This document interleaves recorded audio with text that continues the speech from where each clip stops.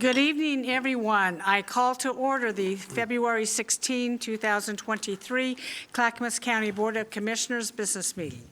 County Administrator Gary Schmidt, would you please call the roll? Yes, Chair Smith. First, our staff support this evening. County Counsel Stephen Madcore, Clerk to the Board Tony Mayernick. Roll call, Commissioner Savas. Present. Commissioner Schrader. Here. Commissioner West. Present. Commissioner Scholl. Here. Chair Smith. Here, all rise for the Pledge of Allegiance. I pledge allegiance to the flag of the United States of America and to the republic for which it stands, one nation, under God, indivisible, with liberty and justice for all. Good evening, everyone. We are holding this meeting in person and virtually. If you have joined us via Zoom for this meeting and are interested in providing public comment, we will cue you when the time is right. General public comment will be taken at the usual allotted time. I would like to remind all participants, including staff, all elected officials, and members of the public, that Robert's Rules of Order will be enforced in this business meeting. We welcome your opinions and look forward to your polite participation. I would ask everyone attending this evening to please follow the instructions from staff when moving through the building. We have a large crowd in the building this evening, and staff are monitoring the building capacity fire safety. If you wish to testify on Project Turnkey, please register by 6:15. To ensure that we have a chance to get through as many speakers as possible, staff will need time to gather the registrations. Gary, what's up? Thank you, Chair. First up is a presentation this evening, and it is an elections update from the Clackamas County Clerk, Catherine McMullen. So Clerk McMullen, please come forward. And if you'd introduce your elections manager, please. Thank you. I'm Catherine McMullen. I'm your elected county clerk, and here with me is Ann Burke-Jones, our elections manager. Welcome. Thank you for coming. This is your first time speaking to us, isn't it? It is. Thank you. Great. Well, we look forward to your presentation. Go ahead. I appreciate it. Thank you, Chair Smith and Commissioners, for giving myself and the opportunity to share with you and the Clackamas community here tonight an update on our spring 2023 elections. So we have a brief presentation, and I ask that you allow us to present these slides, and then we can take questions and comments at the end. Thank you. So the next slide is our elections division improvements. I took office on January 3rd, and I've immediately made critical improvements in our elections division's functioning. In terms of strengthening staffing, I brought on Ann Burke-Jones as our interim elections manager, and they're a dedicated and experienced professional. And between the two of us, we have more than 15 years of elections administrative experience in 6 different jurisdictions. I've also reclassed and opened a long vacant position, and that we plan to have that hired before the May 16th special district election.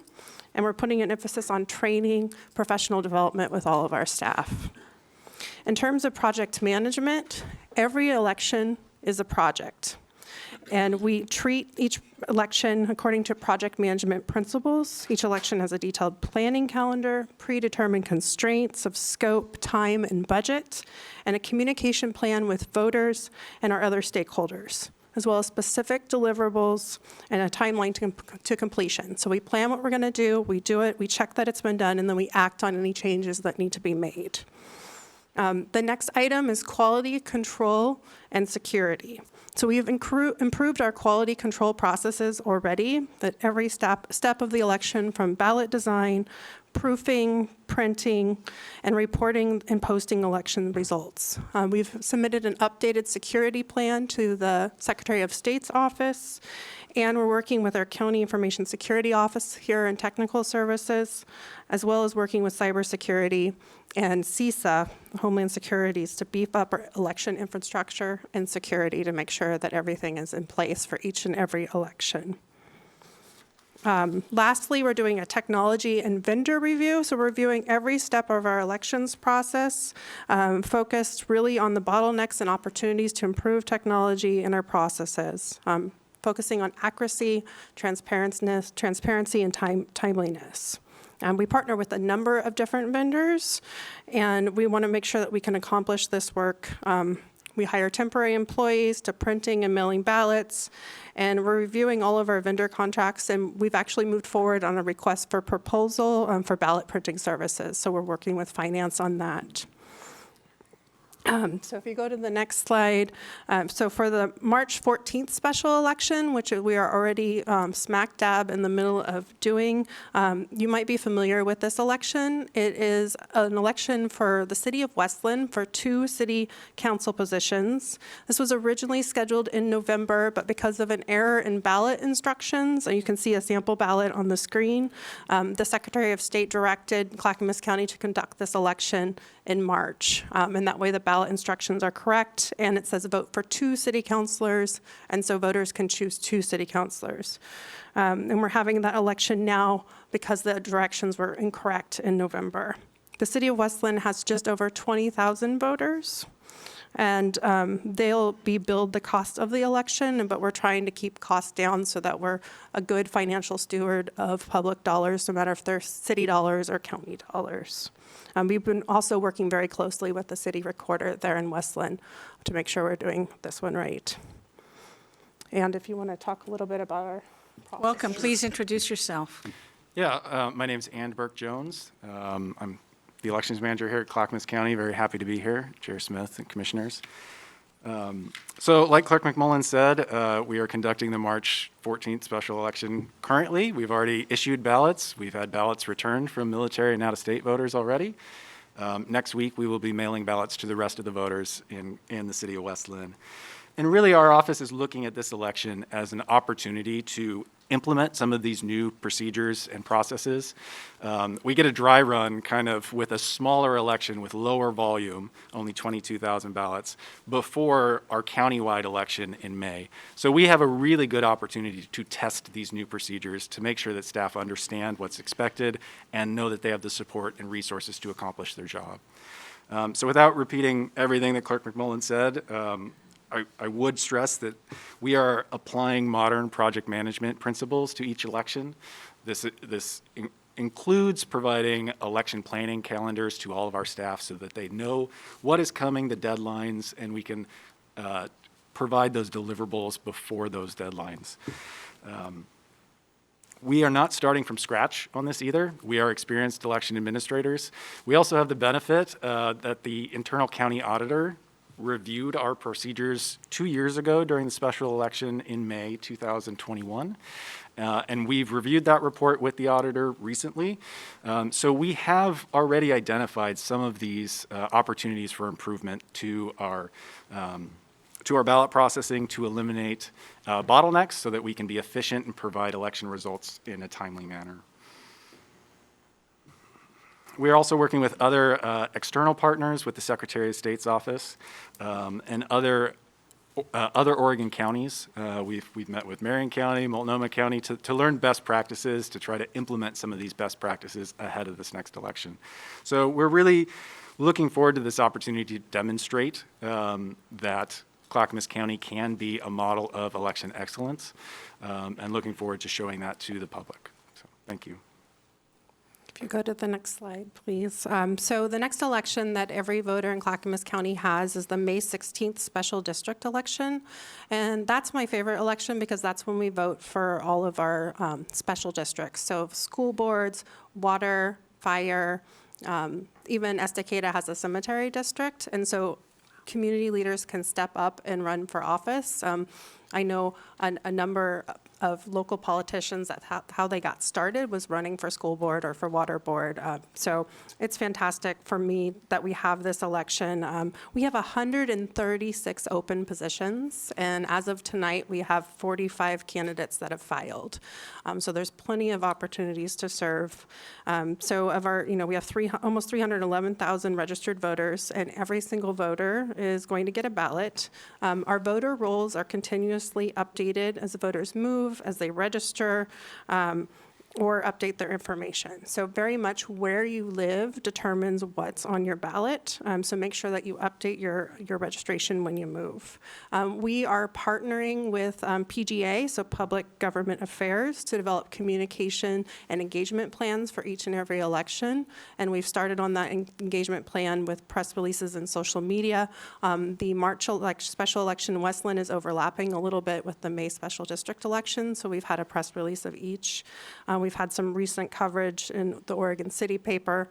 And we're also getting into the community. We were at an event called What's Up Estacada at the library last night, asking people if they'd ever considered running for office, helping with voter registration, recruiting for our open position. So having that partnership with PGA has been really helpful. And we are really working to make sure that we're intentionally including the whole community as we build relationships across the county. If you want to go to the next slide. So I'm often asked about election integrity. And election integrity can mean something a little bit different to everyone. For me, in my role as the county's head election administrator, it means really 3 core principles: that every eligible voter has the resources they need to vote easily and without barriers, that our elections are safe, secure, and transparent, and they're also confusion and error-free. And finally, that our election results are timely, accurate, and trusted. So with all the things that we've been sharing with you, we are working to rebuild public trust through good and responsive government. And that's really our core value. If you go to the next slide, I have a bit of information about how you can get involved. Very much talking to the Clackamas County community, listening in here tonight. You can be part of upholding this election integrity by being engaged and getting involved in the process. So make sure that you register to vote or update your information. You can do that simply by visiting OregonVotes.gov and updating your voter registration.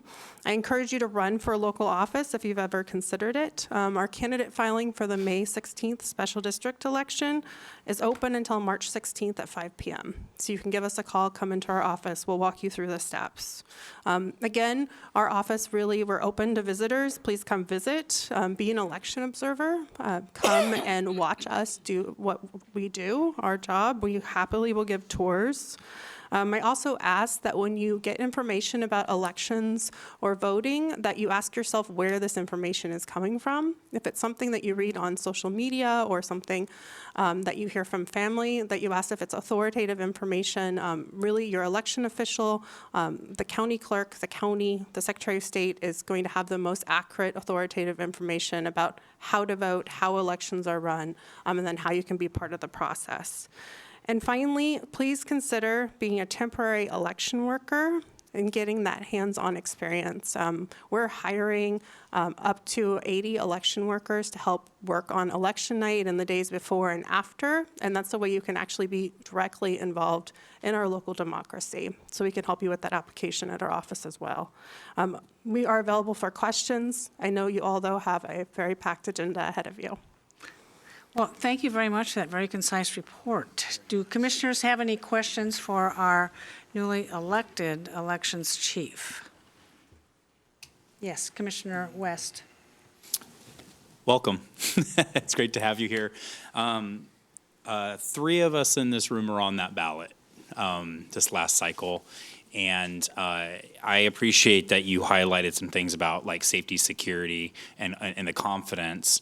Can you expand a little bit further why they were not timely, which I believe does erode at public confidence? I mean, even being on the ballot and the grueling process that was, as it took forever to tally the votes. Are we looking at some best practices to remedy what we can control? And then what assurances can we specifically give to the public that we'll learn how to be timely in Clackamas County? Yeah, so you're asking about election results reporting, correct, Yeah. Commissioner? Yeah, so. And updates. And updates, yeah. So we actually, if you look on our website, we have a schedule of updates for the March 14th special election.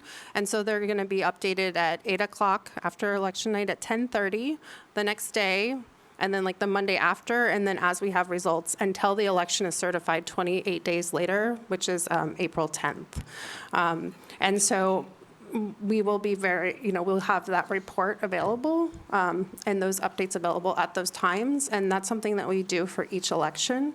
One of the other things that was an issue was connecting our election night reporting at the state level with the local data. And Ann, do you want to speak on that just a minute? Yeah, so we have already started the testing required to make sure that our exports of cast vote records can be imported directly into the Secretary of State's election night reporting.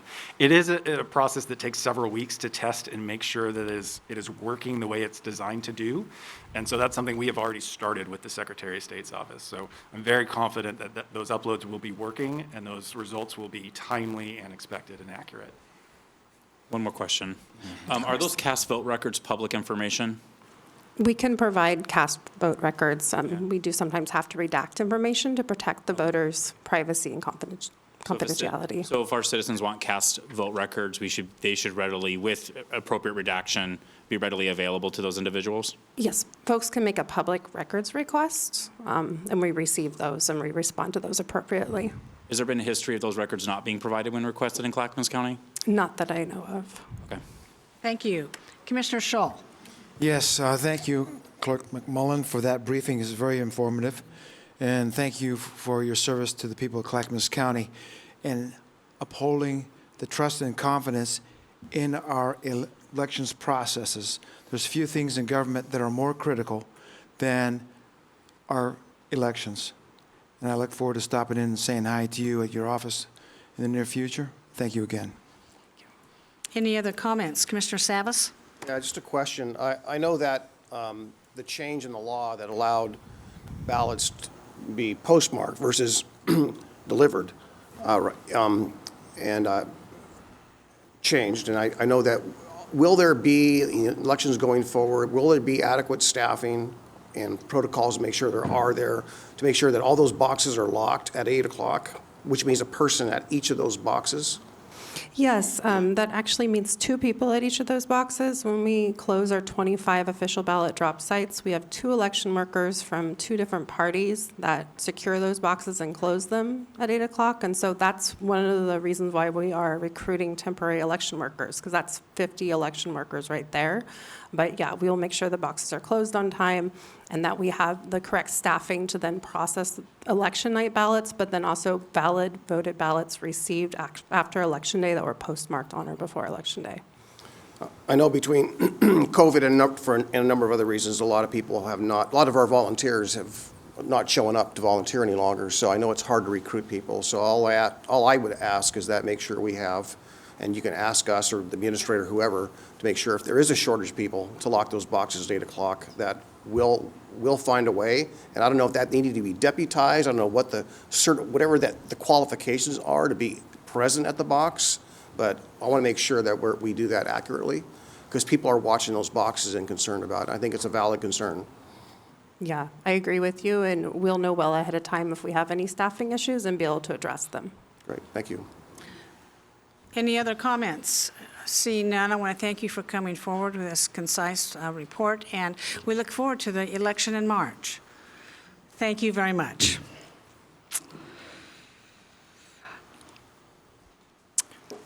I will now recess as the Board of County Commissioners and convene as a Housing Authority Board. Gary, can you let Ann Leenstra into the room? Yes, Commissioners, joining you on Zoom is Housing Commissioner Ann Leenstra. Ann, are you there? She's coming here. Hello, Ann, can you hear me? Yes, on Wonderful. board. Welcome, Ann. This is a Housing Authority of Clackamas County consent agenda. Tony, would you please read the consent agenda?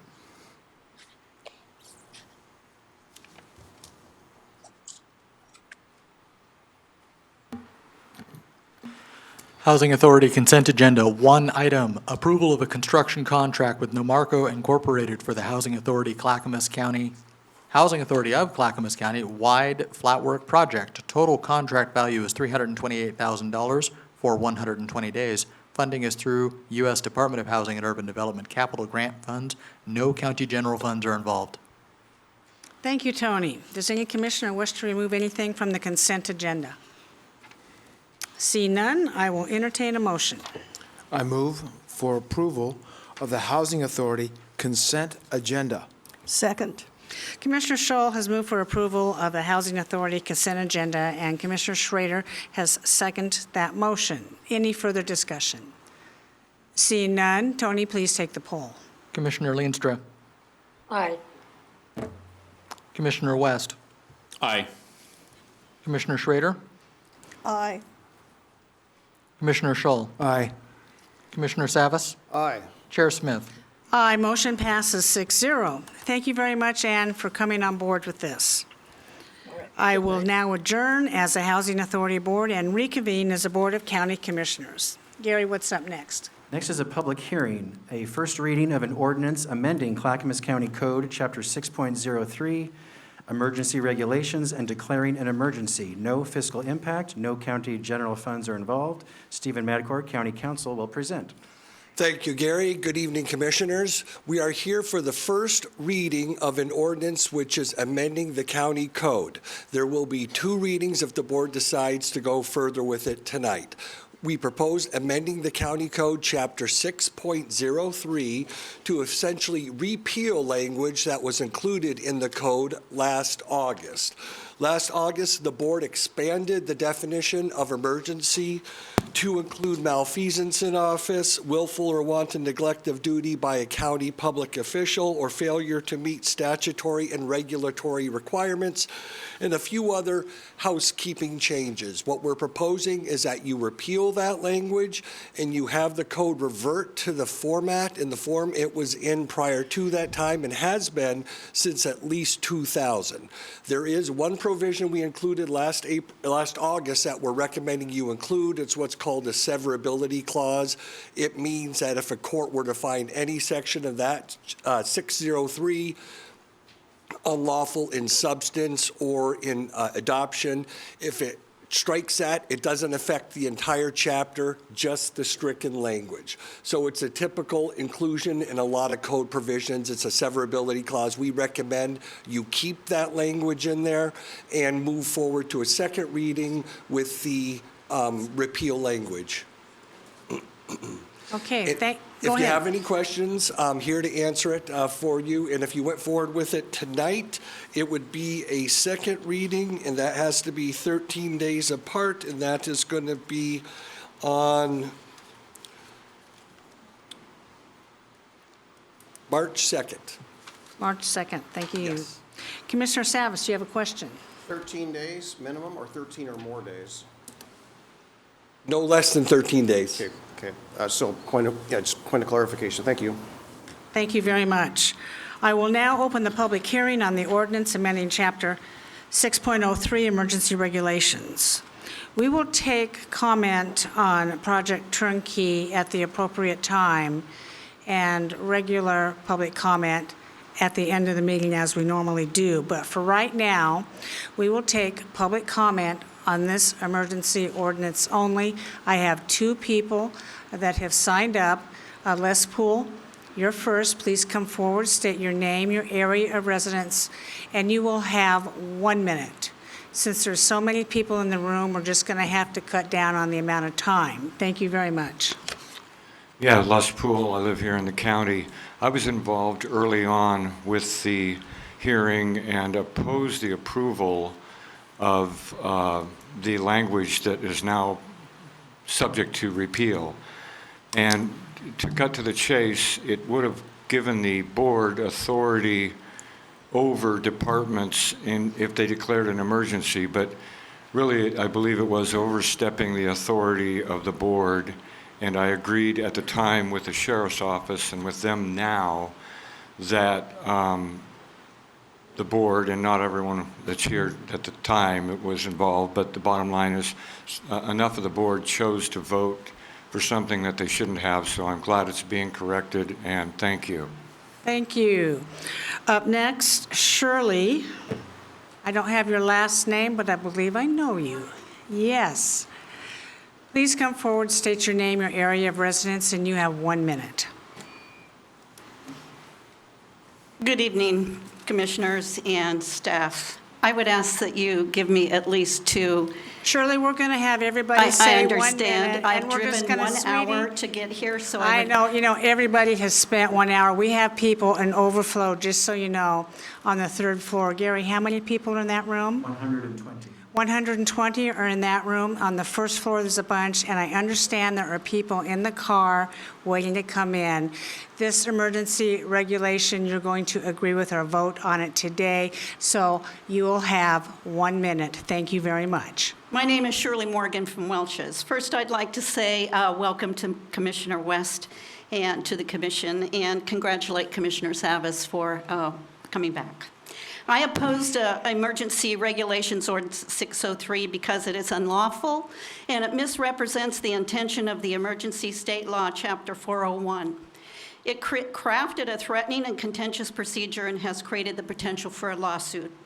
It weaponized a county ordinance by giving majority authority to the commission as if they were judges and jurors to identify, define, investigate, determine criminal malfeasance, which if allowed, would allow them to step in and take over another elected official's procedures. Targeting first an election official as the reason, it created chaos and unethical partisan meddling, aiding in the biggest smear campaign against a 20-year elected official that I have ever seen in Clackamas County.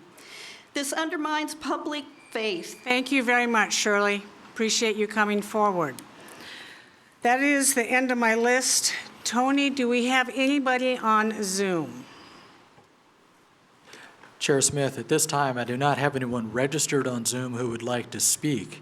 If there is anyone who would like to testify on the Chapter 6.03 emergency regulations, please use the raise hand feature and I will call on you in the order received. Chair Smith, I do not have any hands raised. Thank you very much. Commissioners, any qualifying comments or further discussion? And I will entertain a motion. Chair, you want to close the public hearing? Close public hearing. Well, I'll close the public hearing. Thank you for the reminder, Stephen. Commissioner Savas. Yeah, first of all, I'll make the motion after I make a comment, and that is that due to the number of people that want to speak on a different issue, I'm going to forego some of the comments and wait for the second hearing. I have some edits. I know I'm totally going to support this. I'm glad we're here doing this. However, the code that was there in 2000, through this process, I realized there were some things there that I thought was probably improper, at least in my opinion. So that could be just opinion. It's probably not necessarily illegal, but I would like to make those edits then as opposed to now. So I just want to make, so with that, Chair, I move we read the ordinance by title only. Second. Thank you. Commissioner Savas has moved to read the ordinance by title only. Commissioner Schrader has seconded the motion. Any further discussion? Seeing none, Tony, please call the poll. Commissioner Savas. Aye. Commissioner Schrader. Aye. Commissioner West. Aye. Commissioner Schull. Aye. Chair Smith. Aye, motion is approved 5-0. Would the clerk please assign a number and read the ordinance by title only? The ordinance will be numbered 01-2023, an ordinance amending Clackamas County Code, Chapter 6.03, Emergency Regulations, and declaring an emergency.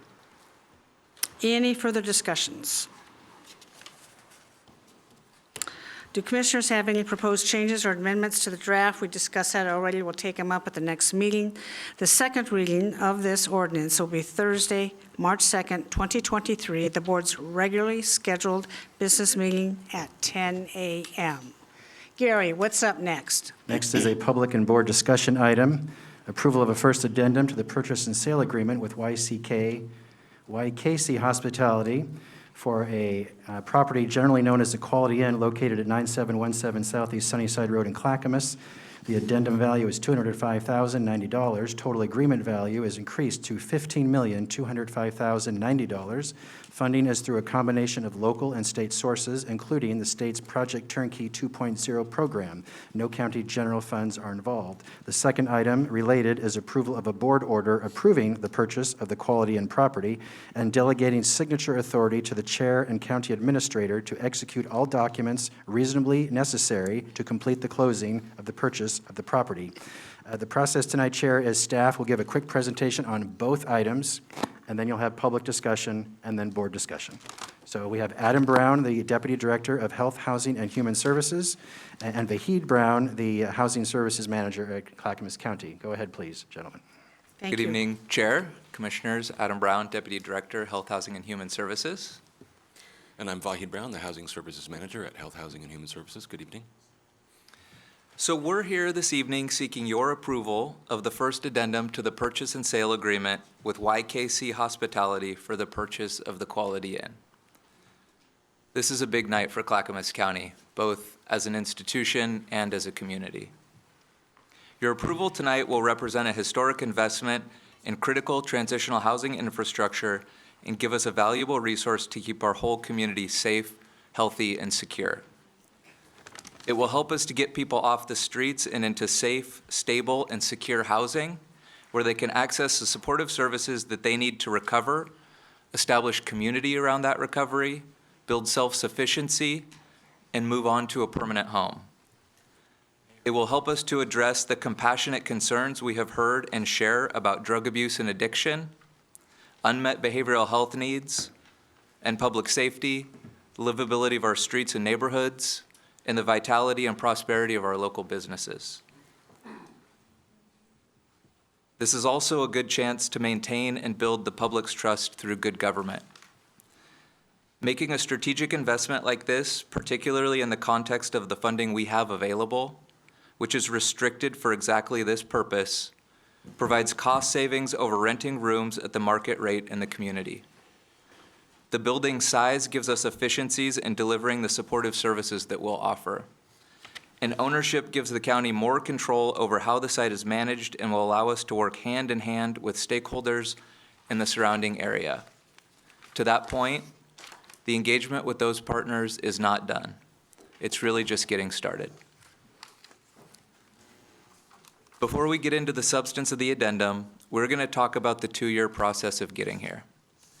Dating back to the state of Oregon's launch of its $65 million Project Turnkey program in 2020, a program that makes one-time funding available to local jurisdictions and community-based organizations for capital acquisition or conversion of motels into short-term housing, Clackamas County has been actively evaluating and pursuing motel sites to acquire. In what has come to be known as Project Turnkey 1.0, the state funded 19 sites in 13 counties, leading to a 20% increase in the state supply of shelter beds, nearly 900 units. Despite a lot of hard work and a severe lack of shelter and transitional housing infrastructure, Clackamas County was not successful in securing a site during Project Turnkey 1.0. But building on the success of other counties around the state, Project Turnkey 2.0 was launched this past June, and the state made an additional $50 million available for a second chance. In September, following its submission of a funding application in July, Clackamas County was notified that it was approved to move on to Phase 2 of the process for site identification, community engagement, and due diligence. The county immediately refreshed its list of potential sites to acquire and initiated a comprehensive community outreach and engagement process. Engagement included a dedicated phone line, press releases, presentations to business groups and other stakeholders, door knocking with flyers, emails to residents, and public meetings. Public presentations were hosted by the North Clackamas Chamber of Commerce on October 10th and Clackamas County Business Alliance on October 18th. The initial public comment period went from September 20th to October 31st. Between late September and early December, the county initiated and carried out negotiations on several sites. On December 8th, after successfully negotiating with the seller, this board approved a purchase and sale agreement for the Quality Inn at a purchase price of $15 million. The purchase and sale agreement included a 75-day feasibility contingency to allow for additional community engagement specific to this site, the completion of due diligence in partnership with the Oregon Community Foundation, and securing available funding. It also included a provision requiring formal approval from the board to proceed with the purchase within those 75 days. The second public comment period ran from December 8th until January 31st. Staff did door knocking with 56 adjacent businesses over the days of January 6th, 9th, and 13th. Public presentations were hosted by the North Clackamas Chamber of Commerce, the Sunnyside and Mount Scott Community Planning Organization, both on January 9th, and the Clackamas County Business Alliance on January 18th. On February 1st, this board held a policy session and approved the preliminary site management and program design plan. Staff outlined comprehensive plans for site management, including how the physical asset will be managed, how the site will be kept safe and secure, and a commitment to remaining engaged and responsive to the surrounding community. Staff shared that the site will be well lit and have interior and exterior security cameras. There will be 24/7 on-site staffing, and there will be an expectation of regular perimeter walks, both for cleaning and security. Additional security services or patrols will be considered based on need.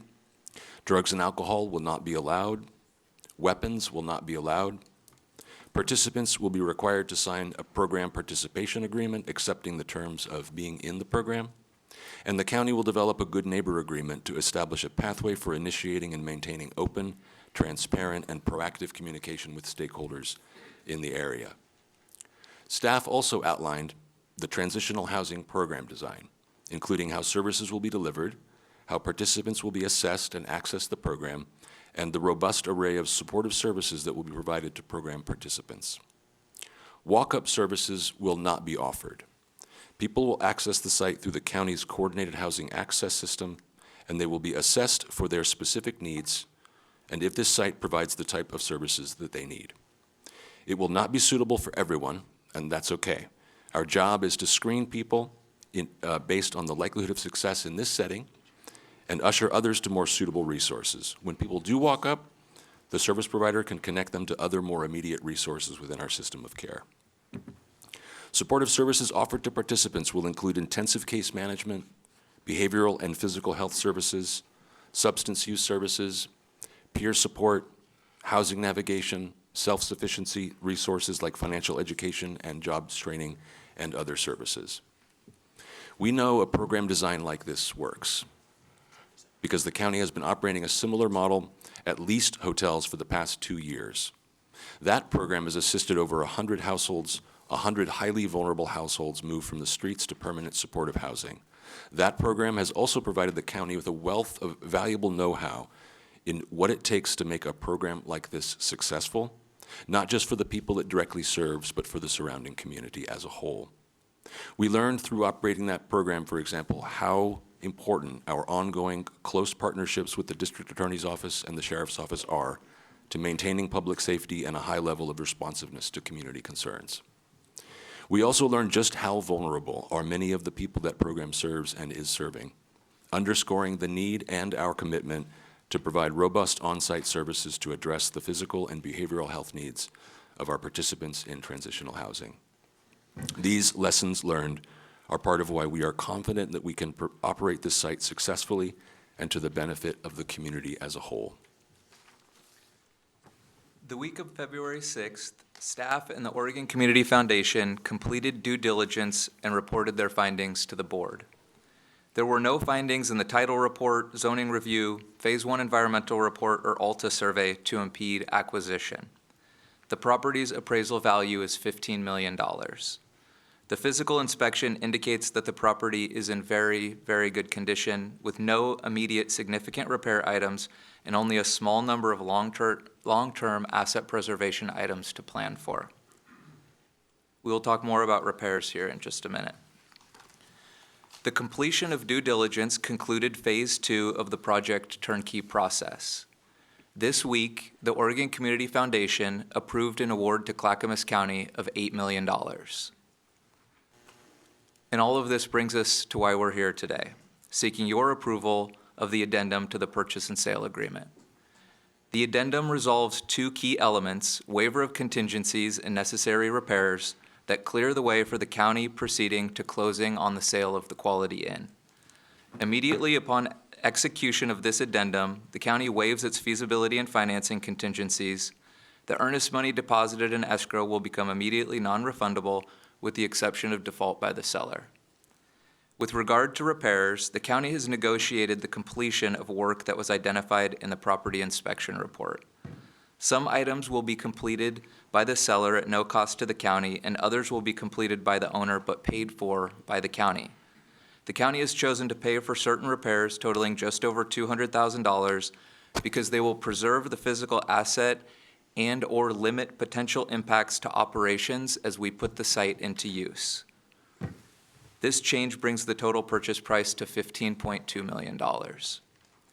The seller expense repairs are repair or replace wind-damaged roofing, repair an electrical cover plate on a light pole, repair or replace out-of-date fire extinguishers and missing glass on the hallway fire extinguisher cases, and repair or replace rear stairs where they are structurally compromised and constitute a trip hazard. The buyer expense repairs are to replace the oldest water heater, decommission the swimming pool, acquire and store on-site 10 PTAC heat pump units, resurface the asphalt parking areas and complete restriping, and remove and replace smoke detectors with combination smoke and CO detectors. The county has submitted a request to the Oregon Department of Housing and Community Services for funding on top of its Project Turnkey 2.0 acquisition award to fully cover the buyer expense repairs. OHCS was allocated $2.5 million to support hotel sites acquired in Project Turnkey 2.0.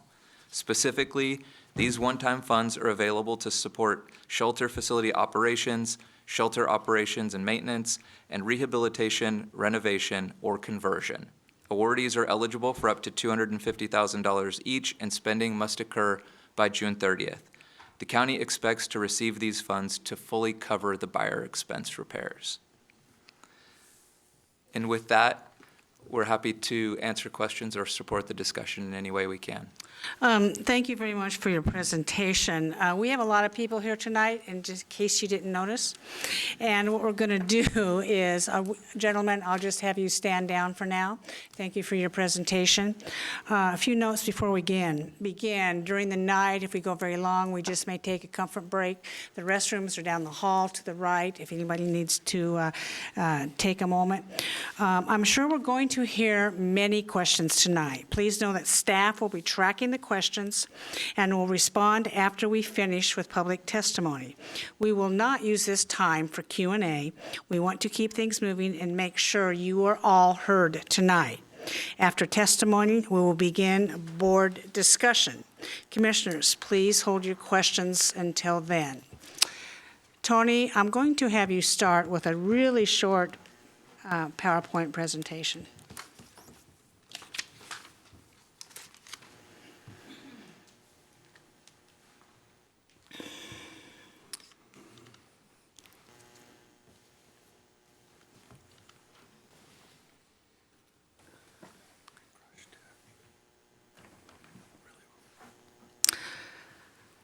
Words mean things, and semantics are very important in this discussion. We wanted to just let the folks know what a warming shelter is. A location for homeless people to provide a safe, warming place during severe weather incidents. These are short-term and usually overnight only. They are also opened up during periods of extreme heat. Several in Clackamas County may only be open 20 to 30 days, maybe 40 days a year. Up next.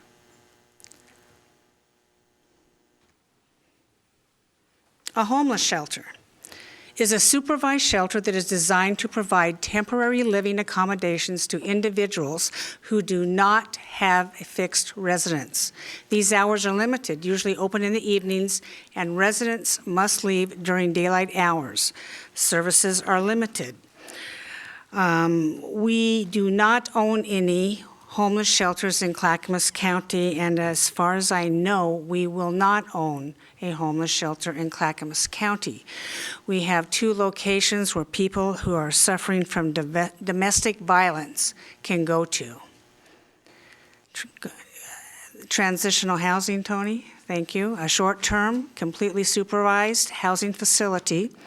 A variety of wraparound services are available, and they include nutrition services, medical needs, job skills training, resolving ID issues, mental health services, addiction services, and more. We have one established transitional housing community already in Clackamas County, and that's the Veterans Village. The county also provides transitional housing services in an ad hoc way by renting rooms in other hotels and motels. This is not a very cost-efficient way of doing it. Commissioner Savas, I think you want to report on some arithmetic here. Yeah, thanks, Chair. Tony, go ahead and pull up that slide, please. Thank you. So first of all, Chair, I just want to state that I've been busy trying to read all the emails and voicemails and messages and so forth regarding this, and unfortunately, there's just a lot of misinformation out over there. So I think, Chair, this is a great way to try to clarify some of those things. Our staff did a great job on a number of those things. But I do want to say that we've been at this since 2016, when we first passed an allotment in the budget to build a shelter, and that, you alluded to that, and it was actually the transitional Veterans Village, which was a success. We opened that in 2018. We've learned from that. I have been studying this issue for way over 7 or 8 years now. So I've been to a lot of shelters on the West Coast, here in the state of Oregon, and others. So really looked at a lot of models, and there's a lot of models out there that we're not going to emulate because they haven't really worked out very well. One of the things I wanted to just mention on the cost here, so on the screen, you'll see that currently, staff alluded to this, we're renting 90 rooms in the hotel model of transitional housing. I want to state that, in the hotel model, 90 rooms currently on average today. So we have served transitioned through those 90 rooms, 270 to 360 people into permanent housing. That's a pretty good success rate. The cost of those rooms average is about $125 a night currently. That's been going on for 2 years, as you heard staff mention. The daily total rent is about $11,250 per day currently. Those are paid for with Metro Supportive Housing Flexible Funds, which were voter approved here a number of years ago in 2020, May of 2020. The total annual rent that we're paying today under this model, housing 90 people, is $106,250. That's today. This model, with the state funds available, should we move forward with this, we will have over 100 rooms available. We will be able to serve easily 300 to 400 people and transition 300 to 400 people off the street into permanent housing. The annual O&M cost for that facility will be between $750,000 and $1.2 million. That is far lower cost than $4,106,000. So that basically equates to a savings of approximately, do you have that on the next slide? Does the next slide have that? Yeah, so that's a savings of approximately between $2.8 million and $3.4 million per year by stepping forward with this. So this does not, these are all voter-approved dollars specifically for serving what the public has said, fix the homeless problem. That's what we've been charged to do. Governments all over the metro region are charged with that, and that's exactly what we're doing. So I did want to clear the air there. And Chair, back to you. Thank you for taking the time to do those numbers. Also, I want to mention that when we own the facility, we're able to take control of the people in it. Right now, we have the individuals, 60 to 90 individuals scattered throughout the county. We don't know what they're doing. And hopefully they're getting services, but we really don't have control of the situation. And you know, tonight is a really, really important night for everybody in Clackamas County. We recognize this is difficult. It has been very hard on us. When I became chair, I did not want to deal with the homeless situation. I was hoping it would go away. It was just temporary. However, what I have found is growing and multiplying, and you can assign many reasons for that. But as elected officials, we're charged to do something with that. Not only once, but twice, voters voted for this. And we've had some folks saying we need to vote on it. Folks, you already did. We're carrying it out, our constitutional duties. Recently, we conducted an opinion poll countywide in January. And what came back from was that overwhelming homelessness was the top issue of all Clackamas County residents. We can't turn away and pretend this crisis doesn't exist, because it does. The county pledges to be good neighbors. We are among the safest county in this state because of the investments we make in public safety infrastructure. And we will bring those investments to the table for this project. Our biggest hurdle today is misinformation. These are lies and propaganda designed to instill fear and create divisions. Why is it easier to believe a lie over the truth? Those who lie aren't accountable for the truth, but the truth makers are accountable for the truth. It's okay to have questions of a situation that you don't understand, and we're more than happy to answer those questions. What we need to do is work together for the greatest common good of each individual in Clackamas County, instead of tearing one another down. I want to work on solutions, not more distractions. We will begin the... Chair, Yes. if I may, just two other things I want to just mention that I think is important. That is that, one of the things I heard when I first became a commissioner 12 years ago, and I was a city councilor, and the city councilor came up to me and said, Commissioner, I want to know what you're going to do about the homeless problem in my city. And it happened to be a rural city, by the way. And I was stunned that that particular rural city had that problem, the homeless problem, and said, well, I didn't really realize that. So I certainly looked into that and realized the scope of the problem, and within about a year and a half, I participated in the first homeless count. So I've gotten an idea of the variety and the diversity of the people that are homeless today. So we can't stereotype them and say they're all this or they're all that. There are many different situations in which people become homeless. The other thing that we have heard constantly from businesses, and I've been a small business owner. I have a lot of friends who have small business owner storefronts all around the county, but especially my most familiarity is on McLaughlin Boulevard. And on McLaughlin Boulevard, we've had issues with homeless people that had sleeping on the doorsteps and 82nd Avenue. What are you going to do about it? What are you going to do about it? What are you going to do about it? That's the pressure we've been getting. This, I believe, and we've seen, has been a solution, one of the solutions, not the solution. It takes many different types of housing, but this is one of the solutions that solves this problem. And since these hotel rooms have been available, the population of the people on the street has been visibly reduced, at least in our area. Is it fixed? No, we still have a lot of work to do. But this is not a solution in and of itself. Now, the other thing I read in some of the emails is the public process. Some of you in the room, not very many, some of you in the room through the summer and through the fall were here testifying before us on this issue. We've been at this a long time. Public testimony, we've been taking it. We've been looking at facilities. We've been listening to people, and we haven't acted on some of the hotels for a number of reasons. One of them, for me, was scale. The economies of scale. And the cost to operate a small facility is very, very expensive, and having scattered sites that are all small is very, very expensive to have 24/7 services, have all those things you heard staff say we're going to do at this site.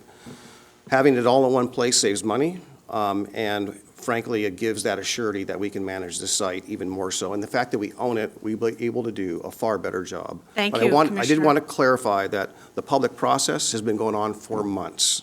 Thank you, Chair. Thank you for that. I appreciate your comments. We're going to start on public testimony. Unfortunately, I'm going to have to limit it to 1 minute because there's so many people who are signed up. However, we have some publicly elected officials who would like to testify. We always go to them first. I have a list here. Is Mayor Stan Pulliam here? Come up.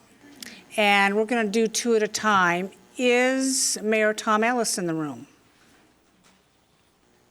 Come on up.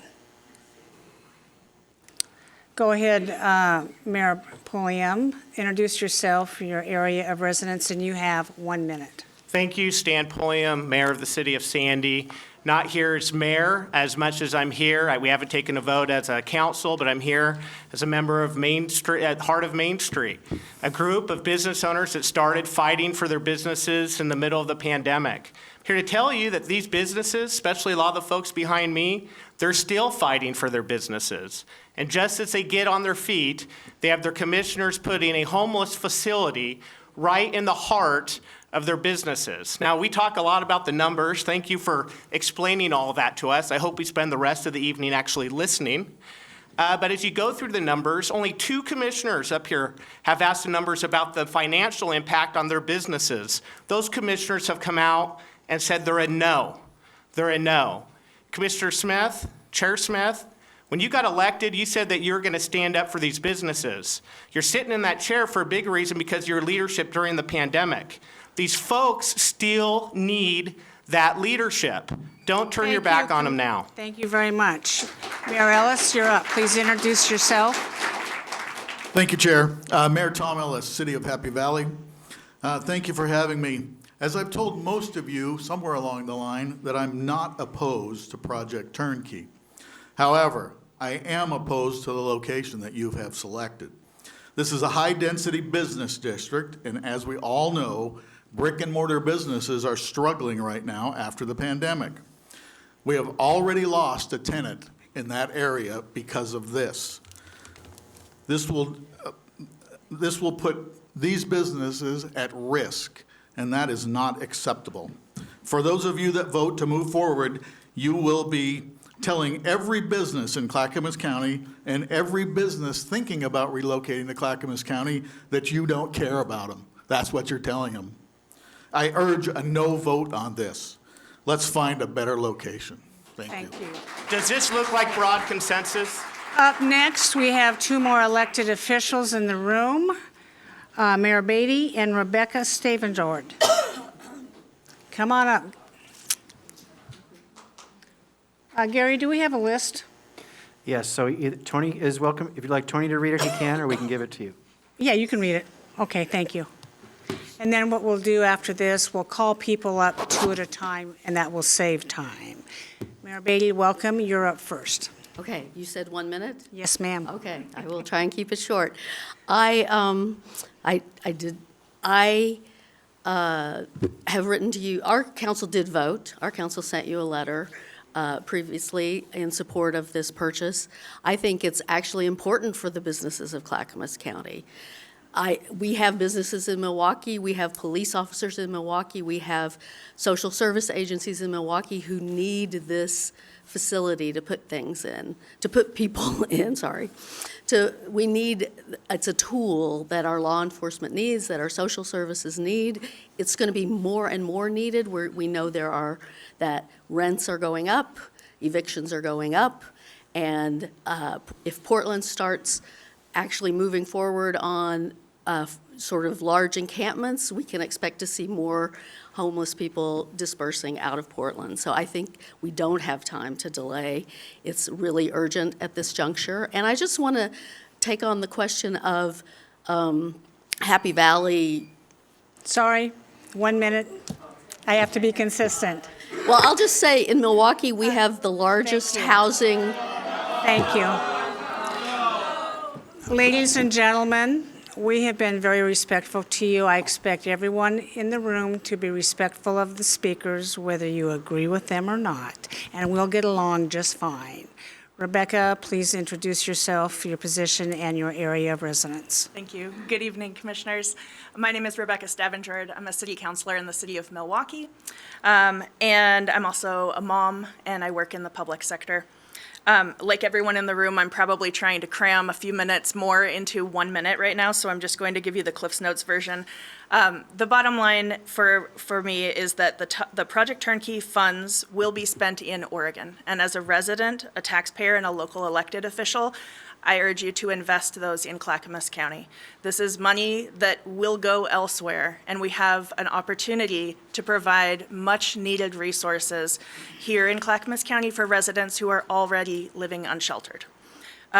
It's an investment that our communities need. They need it now. We have an opportunity to set up a program that is service-oriented and has a robust safety plan, and that is leaps and bounds above where other neighboring counties have started with this. I appreciate the due diligence that the board has taken, all of the work that the staff have done to put together answers to questions and concerns. Thank you very much, and urge you to Rebecca. vote yes. Are there any other elected officials in the room? Tony, so since we have some people downstairs that need to come up and we are subject to the fire marshal laws in here, the people who testified, do they leave or are we bringing new people up? How's that working? Or Gary? I'll answer it. So everyone in this room will stay in this room. The people in the lower room will come up and testify, then they'll have to go back down to the room. Good, thank you very much. Tony, would you please call the next two? I'll begin with Cindy Spinette and Gail Lamontagne.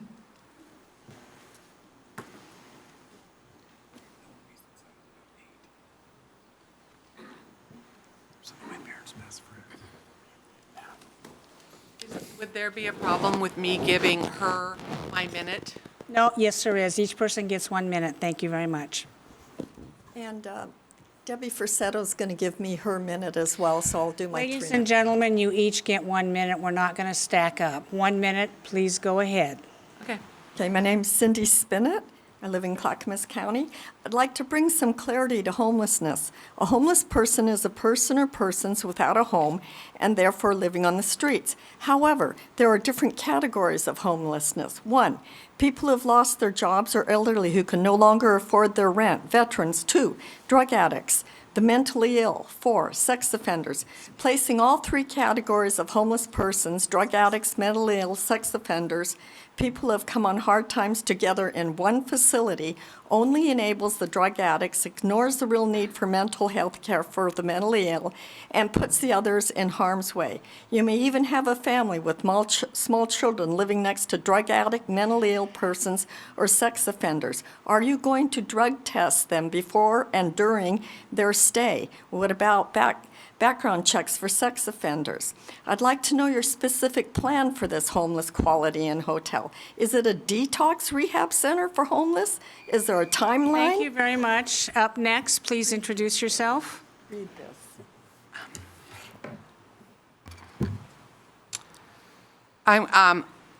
This is hard because I had another plan, but the personal testimony of a heroin addict that I know said that he is in the 5% of people who are successful at getting and staying off heroin. And he said that he had to go through weeks of medically monitored detox and professional rehabilitation, which included very hard work, much like boot camp. It restructured his mind and retrained his behavior. Formerly, he trashed and lost his own home. He crashed his cars. He was fired. And he said getting free rent would have been ineffective and only enabling his destructive behavior. He said, don't even give people free McDonald's cards because they'll just use it for their next fix. So what's very important is that there is a plan for addicted people to be getting off drugs. That is what this former addict said. So just please consider what Ronald Reagan said. Thank you very much. Tony, who's up next? Next speakers will be Deb Frassetto and Renelle Murrow.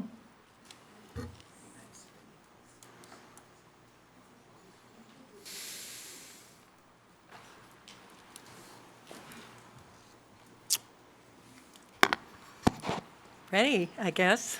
My name's Deb Frassetto, and I have already submitted my testimony through email, so I'm not going to read that. But what I am going to say is that I took some time and went to a place called My Father's House, which is a model here in town. It's on Powell. And they have been in business for quite a long time. They have a high rate of success. And my thought on this is I am not opposed to helping the homeless by any means. I help them all the time. But I am opposed to spending my tax dollars on a plan that will fail, that we will not be able to recoup money from the community. So with that said, I just wanted to offer some information about My Father's House to you to review. Also, I just did my taxes the day before yesterday, and I was amazed to find that I paid a... Thank you very much. Up next, you're ready to go. My name is Renelle Muro. I'm House Captain of House District 18. I'm from Canby, Oregon. Thank you, Commissioners, for allowing public testimony today.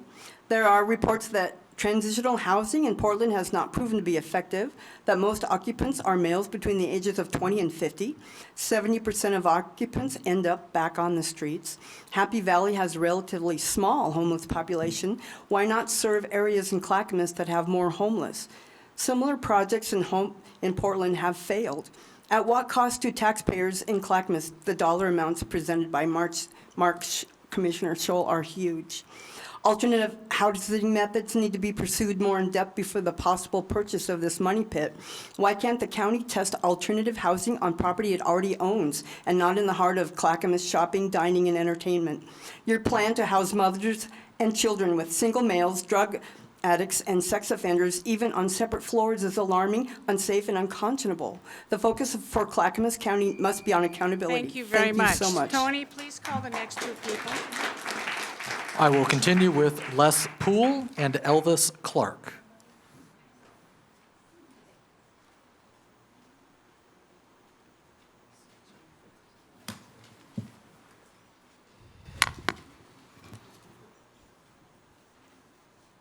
Les Poole, I'd like to start by saying that as critical as this is, now and in the future, I would request that a minimum of 90 seconds be allowed. And if the hearing takes longer or needs to be set over for a week or two, so be it. No one can get the job done in 1 minute. I've just used half my time. I have submitted written testimony. There's several unanswered questions. I'm just concerned about some of the promises I'm hearing because they're all too familiar, frankly, with those who heard about light rail. And this is a sad situation we're in, and obviously we need to do something, but I've seen nothing that clarifies or verifies why this location is viable or where the $7 million you still need to purchase it is going to come from. We hear it's going to come from the Metro money, but the Metro money is also going to run it. This has not had the process that it needs like the Veterans Village did. Thank you very much. No. Go ahead. Next. Alvis Clark, City of Milwaukee resident. In downtown Milwaukee, we have a case where a young man pitched a tent, and I've talked to the police, and it's hard to remove this person because he's got a criminal record, and they don't want to house him with other families or anything like that, more benign cases of homelessness. But so I would like to see the $15 million that you were going to invest in this project to go towards hard cases like that, and the operating costs go towards rent vouchers maybe. On rent.com, I saw that a studio apartment goes for $1,200, and your operating costs are more like $1,500 a month. And so I think there's some room there, but I don't know if the bureaucracy will allow that. And also the Clackamas voters actually voted against the income tax that Metro did. And so that's all I have to say. Thank you very much. Up next, Tony, please call the next two. I will continue with Rick Riley and Jack Milligan.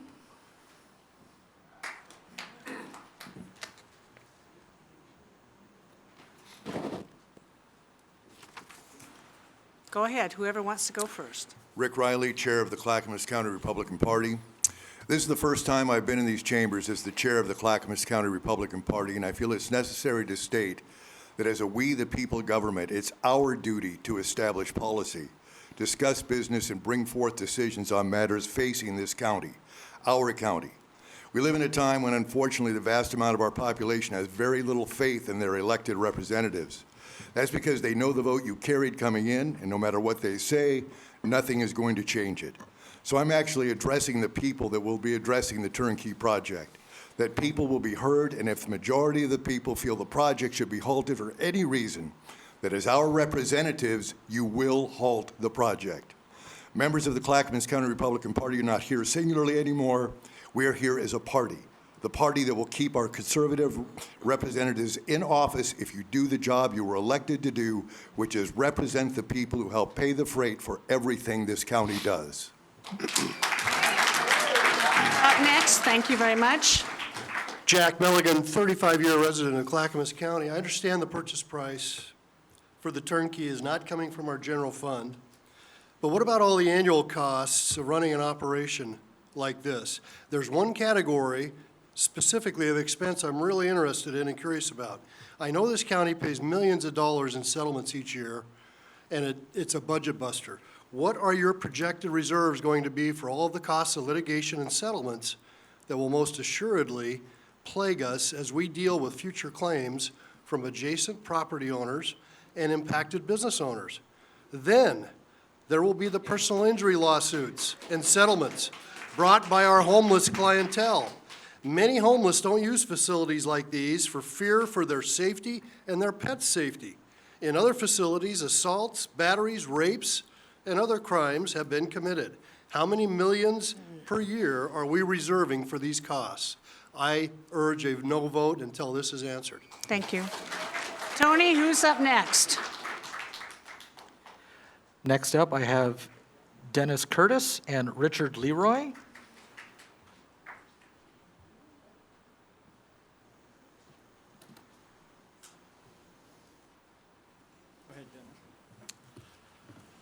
Good evening, Commissioners. My name is Dennis Curtis. I'm the Senior General Manager for Clackamas Town Center. I'm here speaking on behalf of Brookfield Properties, the owner and operator of the Clackamas Town Center. I've got prepared statement, but honestly, I think I'll only be able to get through about half of it, and I do not want to be cut off, so I'll leave this with you. Thank you. I have to say, I've managed malls in 6 different jurisdictions around the Pacific Northwest. I've never attended a public comment period that's less than 3 minutes. And I think giving, the other thing I want to add to this is that not a single person with Clackamas County, and none of you have reached out to Clackamas Town Center, which I think is one of the largest stakeholders in the area. And I think that's just, we're just very disappointed with that. And to give us 1 minute to weigh on a decision like this, it's not right. Next. Hello. Hi, Richard Leroy, Happy Valley, Clackamas County here. I urge a no vote on the turnkey project because it will have a negative impact on businesses and the community near Clackamas Town Center, with over 170 businesses in the area. And this will affect the whole county, the county as a whole. I feel this project will invite more, enable more of the homelessness instead of the money going to address the root causes of the homelessness. I don't agree with my tax dollars going to public housing in this project turnkey manner. We need to look for a better location at least than near the Clackamas Town Center. Thank you very much. Tony, up next. Up next, Mark Riekseeker and Maureen Granger.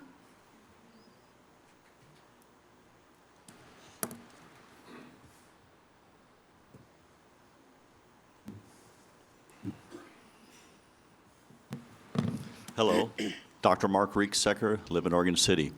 The government should not be in the landlord business. It's a recipe for disaster. Why are we adopting Portland's problem?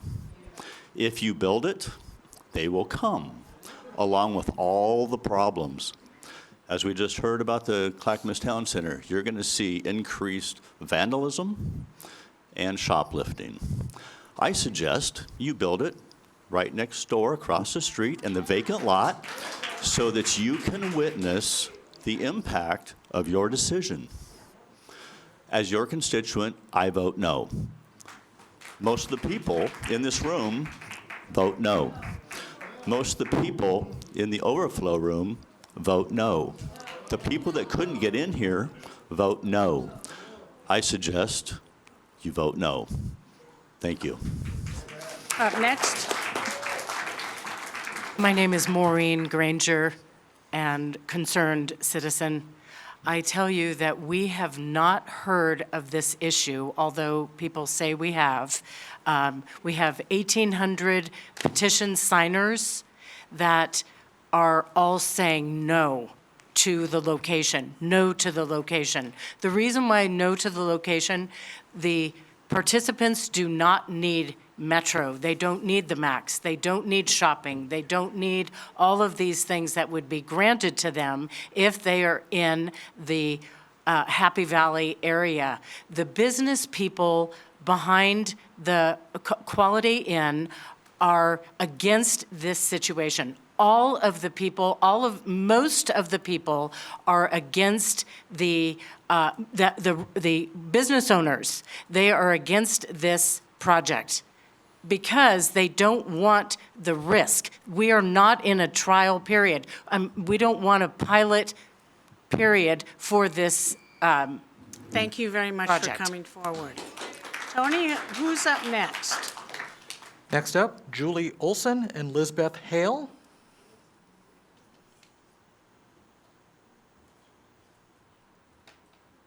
Go ahead and get started. Introduce yourself, please.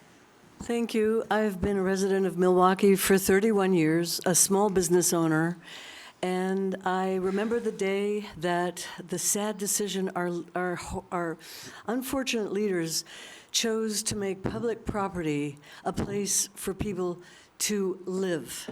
And the minute that happened, I saw Portland turn from one of the most beautiful cities on the West Coast to one of the biggest disasters that I personally have ever witnessed. I used to love to walk the streets of Portland. It's too dangerous now. What's happened is socialism has taken over. Why would my tax dollars have to be responsible to support someone that have made bad decisions in their life? But the sad part is the option that these leaders gave these people only gave them the worst possible scenario for them to totally destroy their lives. And not only that, in the meantime, they legalized all the drugs that they could take publicly so that we could see zombies. Thank you very much. Isn't that Up next, pleasant? thank you. Thank you. I'm Lisbeth Hale with the Happy Valley Business Alliance. We don't endorse this project. We don't endorse the location. The project is great, but not the location. I also speak on behalf of my grandmother, my granddaughter, the future of tomorrow. As it is right now, I cannot take her to Clackamas Town Center. People are stealing there. People are gonna get bored at that hotel. And I have to speak really fast. There's type 1 of the homeless who've lost their homes and are working and are trying. I give them credit. There's just type 2, the drug addicts that choose to be on the street. They wanna be in the streets because they wanna have the freedom. They don't wanna have any limitations. They don't want help. And I'm asking you, and I'm begging you, for the kids of tomorrow, say no to this project in this location. Thank you. Amen. Tony, who's up next? Next up, Mario Musil and Michael Thomas. Musil, apologies.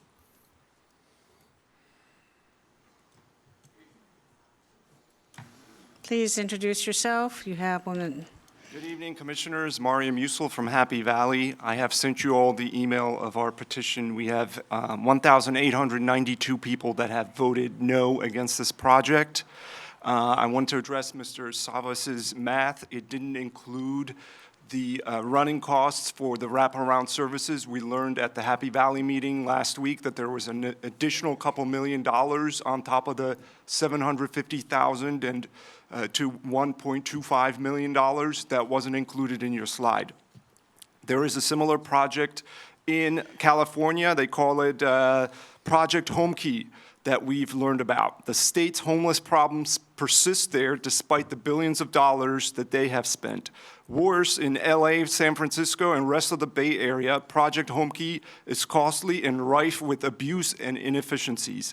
The renovated housing units are plagued with violence and drugs, indicating the Project Home Key is failing to address the core problems causing many people to fall into homelessness in the first place. Thank you very much. Tony, who's up next? Next is May Wong and Rob Reynolds. Come forward, please.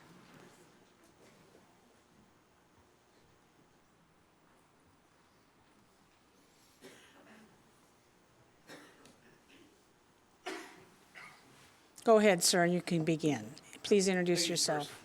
All right, go Okay. ahead. Hi, thank you for allowing me to speak here today. My name is May Wong. I'm a resident of Happy Valley for 25 years. I grew up in inner city Portland and witnessed drive-by shootings and gang activities when I was young. We moved to Happy Valley because of safety and good schools for our children. I have concerns regarding Project turnkey in the acquisition of Quality Inn. We just heard about the project February 1st, and in that meeting, February 1st, was introduced Chris Aosa, which was the proposed project manager at that time for Clackamas County Turnkey. And he was the executive director of Do Good Multnomah. Under his leadership, and investigation from the Portland City Auditor found that Do Good Multnomah did not maintain the proper Sandy Studios, a low-income housing complex for veterans, and allowed it to run down to the point where it was subsequently condemned after receiving over $850,000 in funds. Do Good Multnomah was also part of a lawsuit. Thank you very much. Sir, you're up next. Great. My name is Rob Reynolds. Thank you, Commissioners, for taking the time to let us speak. My concern with this is that you haven't done your research. According to the brochures that are on your website, they don't match up. Your numbers don't match up. You had 11,000 emails you sent out. You got less than 400 back. But you're saying 70% of the people approve of this? 70% of what? 349 or something like that? No. That's hardly any numbers. That's per your paperwork. Commissioner Smith, I'm just saying it's off your website, so I'm going by your numbers. So if you go by your numbers, it's less than 5% of the 11,000, which is less than what, 5% or 1% of the whole county? So what you guys are doing is not taking our opinion into real consideration. And it's really frustrating that you want to spend this money for programs that aren't really turnkey. When you say turnkey, you think of McDonald's, a Burgerville, a new structure like that where there's actually a program, construction, everything's set up. You're designing something. It's not a turnkey solution. Thank you very much. Tony, up next. Next I have Anna Hosley and Adeline Hosley.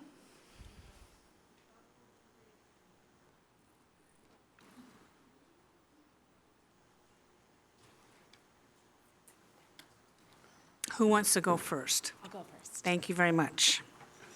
Hello, Commissioners. I'm Pastor Anna Hosley of Storyline Community, and I live in Oak Grove. And I represent a whole host of people of faith and business owners and service providers and neighbors who have shown up again and again and have shown up tonight and have shown up all over my email inbox this week to say yes to Project Turnkey. I've had over 100 sign-ons from community leaders and over 100 personal letters, each with a new story of how they or someone they care about are impacted by our housing crisis and how we need this now.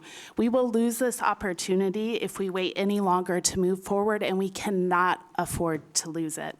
This week, one of those neighbors, a dad who's employed full-time, hit a medical crisis that meant him and his family of 5 were facing eviction. He quickly found there is no safety net right now because the cost of housing is so high for so many. A transitional shelter is the difference between this family spiraling into the chaos of homelessness or this family getting a chance to get well and get back on their feet. Thank you very much. For your Up next, leadership. thank you very much. Hello, my name is Adeline Hosley, and I am a student at Oak Grove Elementary. Did you know that 238 children are homeless in the North Clackamas School District alone? That means about 1 in every 50 students in my school. Statistically, half of those kids will be held back a grade or 2 in their education. Why? Because they don't have a place to live. Kids are twice as likely to attend school regularly when they have a roof over their heads. Studies have also shown that homeless children are sick 4 times more often than children with homes. They will also be more likely to experience hunger, behavioral problems, and delayed development if nothing changes. Giving kids a place to stay will build a happier and stronger community. And that's why we need you to say yes to Project Turnkey, because all kids deserve a home. Thank you very much.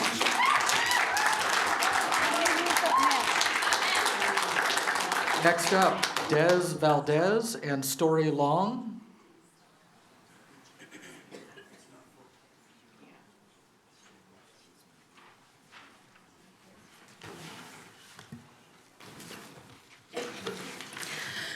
Good evening, Commissioners. My name is Des Valdez. I am a youth leader with the Southeast Youth Collective, which serves youth throughout Clackamas County. And I am also a sacred organizer with the Clackamas Land and Housing Cohort. First of all, I just want to thank you for all of the work that you have put into getting us where we are now, for all of the time, the energy, the careful thought that I know you've all put into this. Each of you has voted to get us to this point where we are now. And because of your work, we now have an incredible location for this project. It's close to a hospital, job opportunities, and businesses whose services, such as catering, could be used by the shelter, which I believe is something that you have all, information by the county has mentioned. Like I said, I work with youth who have been paying attention to this decision, many of whom wish they could be here tonight. I think they are especially aware that this is our last chance to utilize this funding, and that it is a fiscally smart and compassionate decision that will benefit our whole community. It is so hard to be a young person in this moment and have hope in their institutions, and I believe this will be something that gives them hope. Very much. Up next. Hi, Commissioners. My name is Story Long, and I'm a pastor and organizer at Storyline Community and a resident of Clackamas County. And I live less than 10 minutes away from the proposed location, and I'm here to voice my support of Project Turnkey because transitional housing is an essential part of any housing infrastructure. When transitional housing options are limited, everyone in a community loses out. At many informational meetings, you have had Deputy District Attorney Bill Stewart speak about how transitional housing with these wraparound services is incredibly effective for addressing these overall health and safety concerns in a community, not just for the housed, but also for the unhoused. Transitional housing will result in a net gain for our whole community because it is from this place of stability provided by this housing and services that people are able to meaningfully reincorporate into their community, bringing their gifts, their resources, their skills, their dollars eventually. And so the people who need these programs, as you spoke to, Commissioner Sava, so thank you for that, they're not our strangers, they're our friends. They're our neighbors, they're our coworkers, they are the people that provide childcare in our community. They are the people that we love, so thank you for helping us rise as a community. Thank you very much. Tony, who's up next? Next, I have Brandy Litke and Brennan Wildermuth.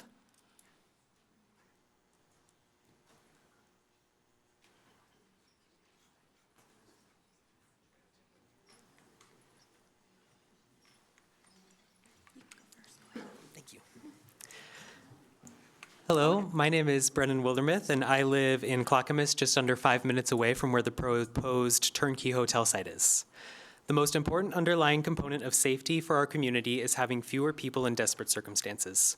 We have an opportunity to relieve desperation for a targeted group of people who are unhoused through a program that already has a positive track record in other counties. While the current nightly voucher system is important for keeping people from freezing outdoors, it provides no location oversight, and the nightly market rate is very costly. The Use It or Lose It grant money for Project Turnkey will not only save the county money, it should increase safety at the Quality Inn with wraparound services provided, 24-hour staff available, and a well-designed site management plan designed with the Sheriff's Office. We cannot continue to allow people to suffer, thinking that there might be an elusive, better hotel somewhere else when there is a very real hotel that can help very real people here and now. As a neighbor of the proposed Quality Inn site, I urge you to pass this vote, and thank you so much for your time tonight. Thank you. Up next. Hi, I'm Brandy Lidkey. I serve in Estacada and the Clackamas County in many, many ways. First, I want to make mention of you had the leader of the Happy Valley Business Alliance up here, and it was said that all the businesses were reached out to, but they were not reached out to at all by Clackamas County, not one word. My concern is you're hearing a lot of facts from both sides. My concern is how this is coming about. It feels a lot like deja vu. I spoke here when Turnkey came to Estacada, and I'm here now because I feel as though the communication is not the way it should be. You're hearing from businesses in the area that are saying, we are not being spoken to, we're not being listened to. I feel like Turnkey can be a great project, but clearly the location, there's something needs to be done. I feel like maybe compromise needs to happen here, more talking, more listening from you guys, and more talking from the community. Thank you very much. Tony, who's up next? Next up, Adam Bristow, Debbie Stromberg.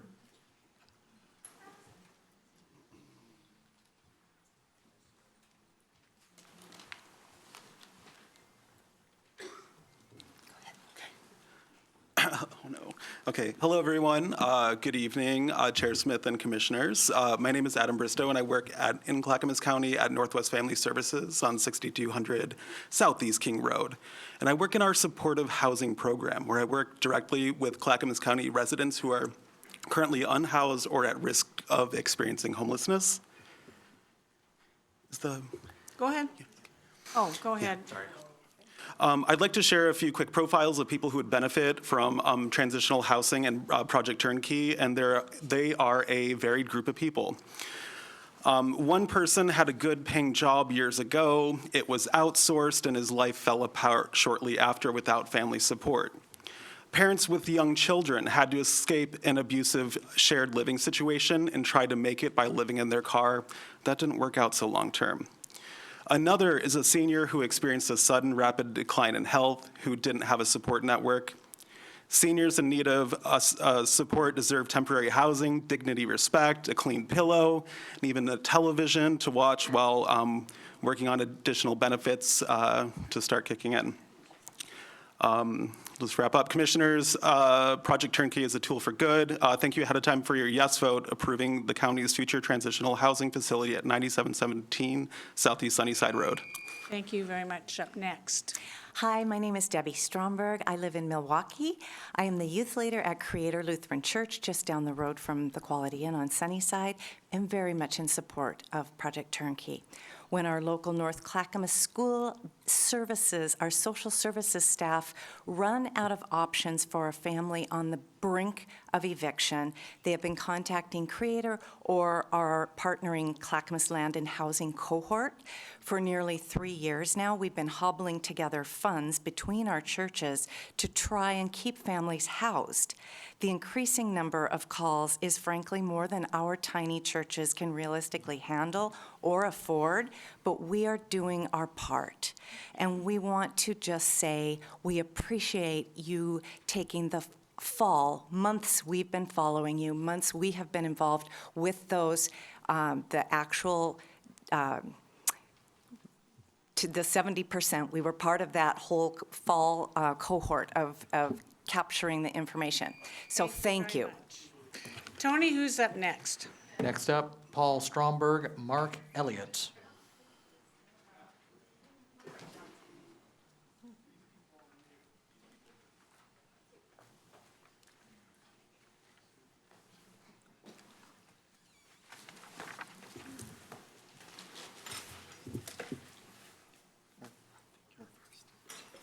My name is Paul Stromberg. I live in Milwaukee. I'm a retired Clackamas County physician. I'd like to thank the county commissioners for your work and all the due diligence that you've done regarding Project Turnkey. I know it's been a long process. I would like to encourage you to support this project. Opportunities like this are difficult to come by. Our houseless brothers and sisters deserve this opportunity to try and break this cycle. Thank you. Thank you. Up next. Hi, my name is Mark Elliott, and I live with my husband in Oak Grove. I'm a board member of the Oak Grove Community Council and Milwaukee Community Center Advisory Board. I'm here to support Project Turnkey, encourage you to support it. Sometimes it helps to put a face on homeless, and so I offer my own story of being homeless as a young adult. I found myself homeless for almost a year while pursuing my dream in classical music. I relocated far away from home to study privately before college in the town of Montecito, California, one of the wealthiest zip codes in the country. I spent more than one night living in my own car and moving from place to place, relying on the gratuity of others to provide shelter. I lived in an SRO for a while, a very scary and unsafe environment for me. I often looked forward to Tuesdays when the local Wiener Schnitzel sold 3 chili dogs for $1, which was my largest meal of the week. There were even good reasons I was homeless, and while I didn't, I'm sorry, thank you. Thank you very much, sir. I will say, if you didn't get to finish your testimony, you can always email it in and we'll take a look. Thank you very much. Yeah, whatever. Tony, who's up next? Next up, Mary Steinberg, and I will have some folks from third floor joining us. Cindy Fletcher.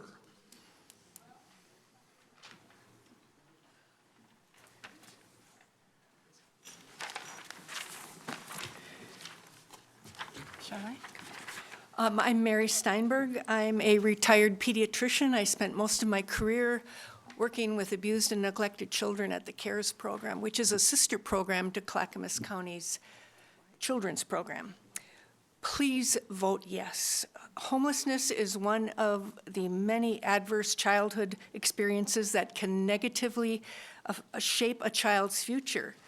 Your yes vote is an opportunity to prevent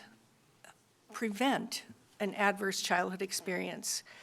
Also, your yes vote is an opportunity to support foster children that are aging out of care. Upon reaching the age of 18, 20% of foster kids enter homelessness immediately. And in the first 4 years of leaving foster care, up to 40% of these young people are experiencing homelessness.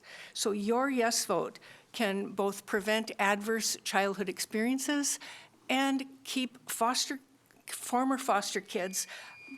Thank you very much. Up next. Thank you, Chair Smith and Board of Commissioners. My name is Cindy Fletcher, and I am Deputy Director at Northwest Family Services. I'm here to express my support for Project Turnkey and implore yourself to ask, if not this, then what instead? We work with clients across Clackamas County that are living outside in cars, backyard sheds, stuck in abusive situations because they have literally nowhere else to sleep at night. People do not find themselves stably housed instantaneously. Transitional housing means clients have the ability to maintain communication, their health, and move out of survival mode. Overcoming these hurdles saves precious time and resources. Transitional housing means a faster end to our crisis. Everyone wants to see an end to our housing emergency. Those who support Project Turnkey have supported and invested time, energy, and money to end this housing emergency, unlike those who oppose it. The wisdom we have gained from these experiences. Thank you very much. Just so the folks know, at 8 p.m. we'll take a 10-minute break and then return promptly at 8:10 to start testimony again. Tony. Next, I have Cole Murdahl. Apologies. And Susan Salazar.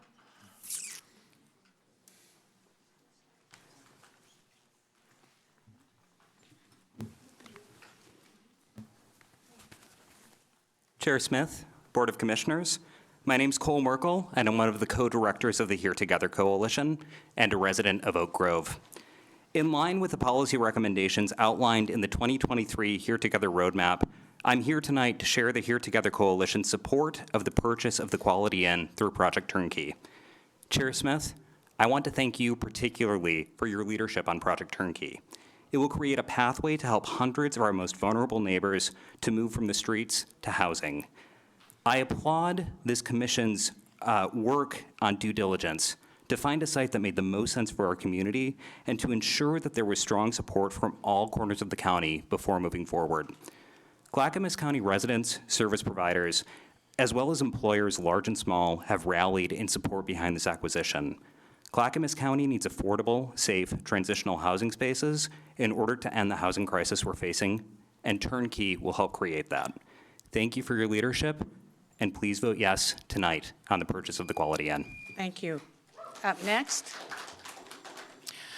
Hello, my name is Susan Salazar, and I live in Tualatin, Oregon, and thank you all for allowing us to comment on the Turnkey project.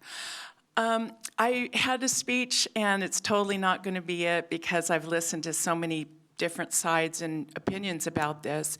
While I see the importance of the Turnkey project, there are two types of homeless, as we've heard from many people. If we could just pick the families, the ones that really need the help that don't choose to be on the street, then I think it would be a great idea, and pronto, okay? My brother's homeless. He's been homeless since '01. My mom passed away that year, and she enabled him by caring for him, bless her heart. And he is in one of the motels currently on McLaughlin. And he definitely should not get all the care he gets because he doesn't contribute. Go ahead and submit your rest of your testimony. I would like to hear the story. Thank you. Please Tony, who's postpone up? your vote. Next Tony? up, Trey Winthorpe and Bridget Daisy.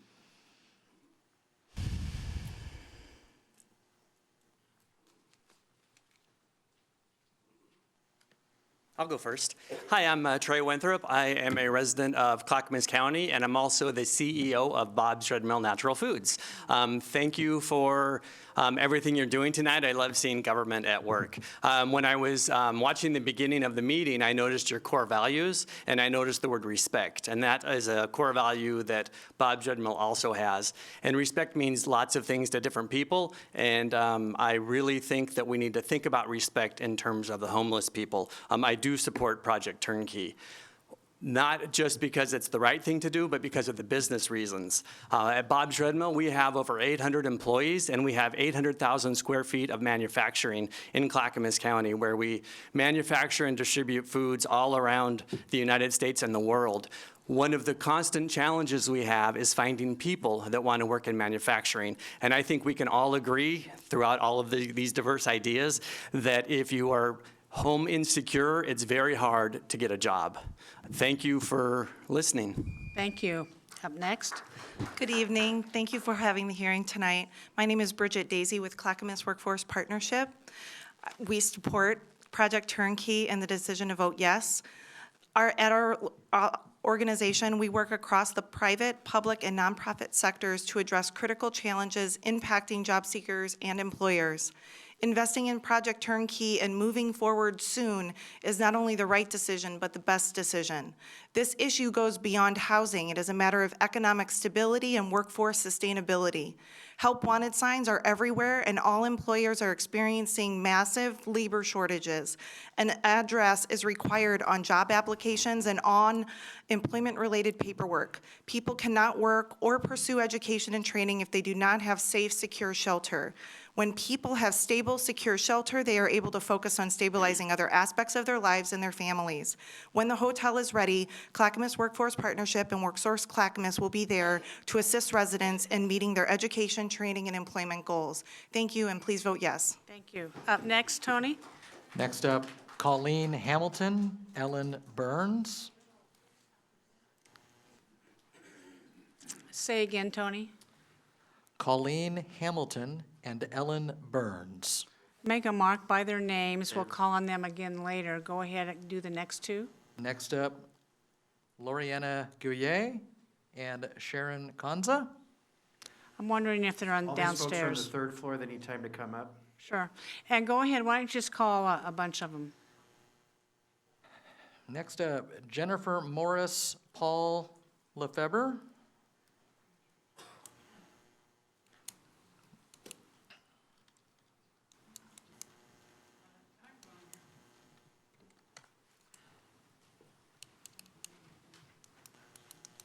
Here we go. Is that somebody that wants to testify?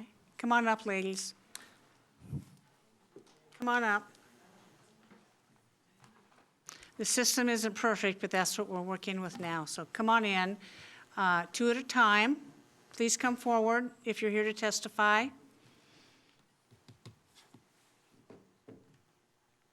You want me to start? Go ahead, please. Colleen Hamilton, I live in Oregon City, and I had a speech here to give, but I've been listening to everything here, and I don't think there's a person in this room that does not, or in all of these rooms, that does not believe that something does not need to be done for the homeless, for the problems that we have creeping out of the Portlandia spread. But we do not need our commissioners to cause more problems than they need to without doing the research, without doing their homework, without getting the community involved so that we can all work together, whether it be here at the Quality Inn or wherever it is. It sounds like we have not investigated any other solutions to this problem. If we have, we're not hearing them out here in the audience, out here in your constituents that canvassed for you, voted for you, did many boots on the ground efforts. We need you to listen to us, and maybe it's just a matter of time. Thank you very much. Next up. Hi, my name is Ellen Burns. I live in Gladstone. I want to thank you for the thorough due diligence and transparency you have exhibited with the Project Turnkey opportunity. Thanks also to Clackamas County staff for their excellent work preparing for and clearly outlining the processes that will be implemented for Project Turnkey. Using motels and hotels to house the houseless is not a new concept. Clackamas County has been doing this. I've delivered food boxes to people in this very hotel. What will be new are the on-site wraparound services. These things are positive for the individuals seeking housing, the neighbors, and the entire community. It's a disgrace that people in this wealthy country are living on the street in unsanitary and unhealthy conditions. It's a disgrace that children are growing up with only memories of the home being a tent or a car. We should be ashamed of ourselves. We know the answer to houselessness is housing. We just need to open the doors. Thank you. Thank you. Tony, up next. Next, I have Loriana Gouye and Sharon Kanza. And then who's after that? Next after that, Jennifer Morris, Paul Lefebvre. Okay, and then who's after that, in case we need to bring somebody from downstairs? Next up after that will be Michelle Smith and Brett DeVax. Thank you. Ladies, go ahead. My name is Sharon Kanza. I live in Milwaukee, have for many years. And I'm here to voice support for the Project Turnkey, for all of the things that my friend Ellen just said. And because these folks are out there in the cold and the wet, and we have an opportunity to help them transition their lives. There are going to be support services there. Let's get them housed transitionally so that they can be housed permanently. Thank you. Thank you. Up next. Hi, my name is Lorena. I'm speaking in favor of the acquisition. I speak as a Clackamas resident, as well as someone whose parents are recovering addicts, someone whose family has lost family to homelessness, as well as someone who has personally housed homeless people, as well also someone who used to work at a nonprofit that combated homelessness. I say this with all of my heart that I really want you all to vote yes. This can save lives and then cause a ripple effect of benefits beyond the people that they're directly assisted. There's been a lot of disinformation, and Lord knows if I had the time, I could rebuttal almost all of it.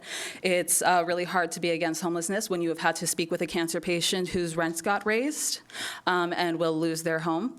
It is really hard to be against homeless people when you have watched people lose their lives against this. I will just state the basic fact that housing people is good, actually, and we need to take care of our neighbors, and they very much are our neighbors. No one ever wants to die on the street. Thank you. Tony, Next up, Jennifer Morris, Paul Lefebvre.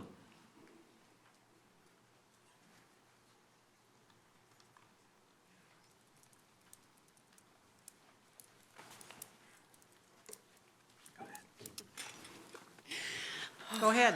Good evening, Commissioners. Thank you. My name is Jennifer Morris, and I'm the Executive Director of the Father's Heart Street Ministry here in Oregon City. I was born in Clackamas County. I reside in Clackamas County. And we at the Father's Heart have been running a hotel shelter program for Clackamas County since December of 2020. So obviously, I'm in support of Project Turnkey and the purchase of Quality Inn. I've had a front row seat to the many lives that have been changed by having a program like this in our county.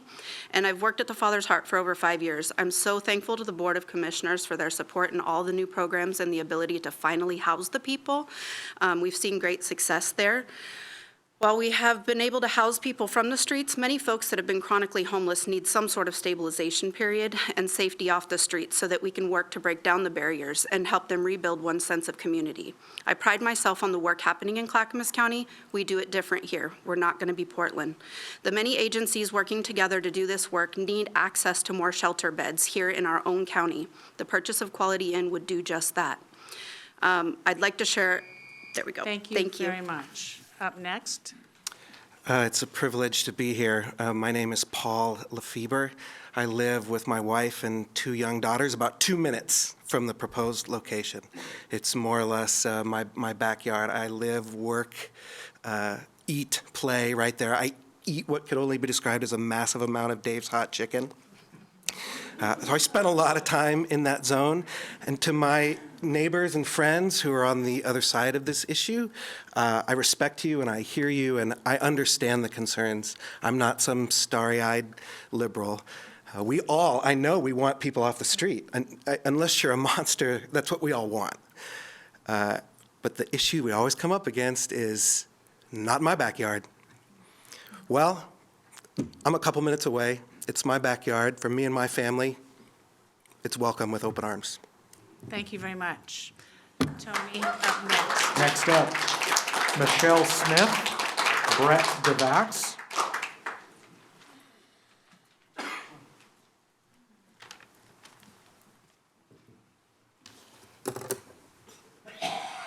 Hi, my name is Michelle Smith. Thank you for taking the time today. I just wanted to talk about truth because you mentioned that earlier, and the truth is that you do not have overwhelming community support. The second survey received 295 responses. 55% were favorable, which is just 162 favorable responses to this location. I believe there are like 435,000 residents of Clackamas County, so that's 0.00001%. So I just want to remind you that I don't feel like you did the due diligence to get community support for this project, so I urge you to vote no. Go ahead, sir. Brett Duax, Happy Valley. I think there's a lot of unanswered questions and ifs and what ifs and stuff that we've heard tonight.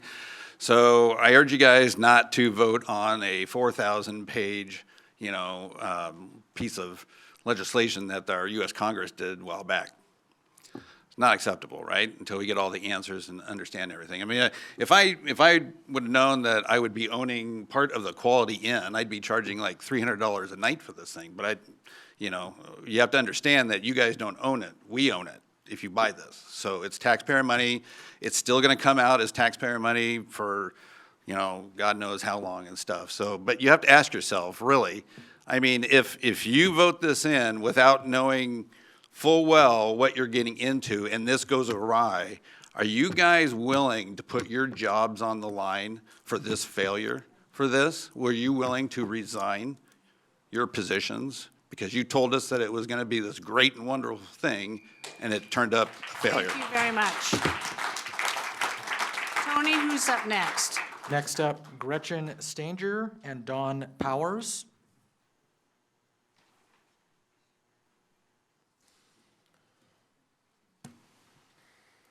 Go ahead.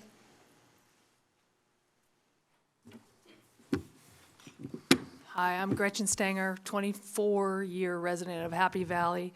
I am moving my office from Portland. I can't keep my employees or my clients safe just to get to the cars to the building. And I found out this last week. It's costing me $700,000 to move my business here.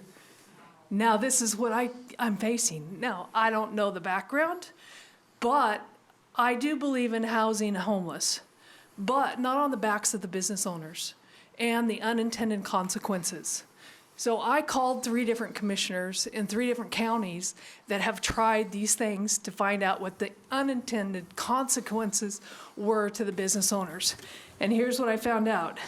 They said, expect increase in crime, loitering, vandalism, and garbage. Just what business owners want. So here's my question for you. What is the acceptable increase in these the percentage? So is it a 10% increase in crime before you do something? Thank you very much. Up next, go ahead, sir. Well said. My name is Don Powers. I live here in Clackamas County, actually in Sherwood, and also have property in Wilsonville.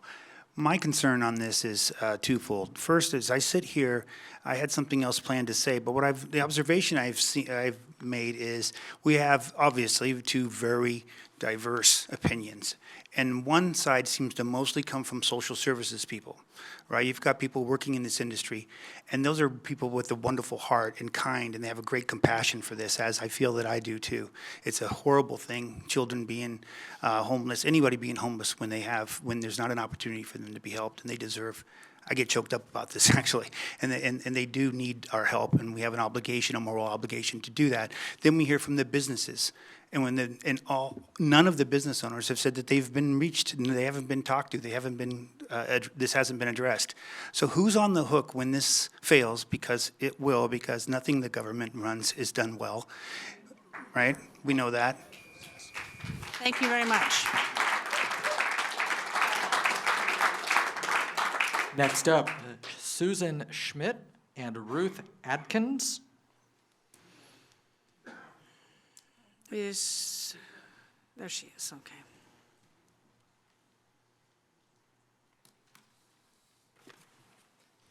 Good evening, Chair Smith and Commissioners. My name is Ruth Adkins, and I'm with Kaiser Permanente. I'm here tonight to affirm Kaiser Permanente's support for Project Turnkey. As you know, our Sunnyside Medical Center is right across the street from the Quality Inn, and we also have a vision care center and a dental clinic in the shopping center that's just adjacent, so we're close neighbors. So our employees and patients are part of the community too, and on their behalf, we pledge to partner with you to support the success of Project Turnkey. We know that housing is health. If you don't have a safe, stable place to live, it's impossible for you to achieve or maintain your mental or physical health. So we see this as a critical addition to the county's response to the homelessness crisis. Thank you for your leadership in bringing Project Turnkey to Clackamas County. Thank you to your staff for their incredibly hard work. And please vote yes for Project Turnkey. Thank you. Thank you. Up next. Yes, Board of Clackamas County Commissioners. As long-term residents and property owners of Happy Valley, we are strongly opposed to the county's plan to convert the Quality Inn to a center of housing for the unhoused of the region. Based on daily observations over several years of the dynamics surrounding centers and margins of area in which the unhoused concentrate, the following activities are and have been not only reported in the media but personally witnessed: deterioration of livability, negative impact on resale market for property values, rampant illegal activity, theft, crimes against persons, unsustainable retail theft resulting in closure of retail stores, understaffed law enforcement to respond to increased level of illegal and unauthorized activity, unsightly graffiti, chronic illegal drug use, panhandling, and illegal dumping. To assume the above activities will subside or be eliminated by the proposed ownership and/or management of the County of the Quality Inn. Thank you very much. Tony, do we have the next two people in the room? We do, Madam Chair. Okay, and after those two people, we will break for 10 minutes. Come forward, please. And who are they? Glenn Sluchach, I have apologies, and Brandy Johnson.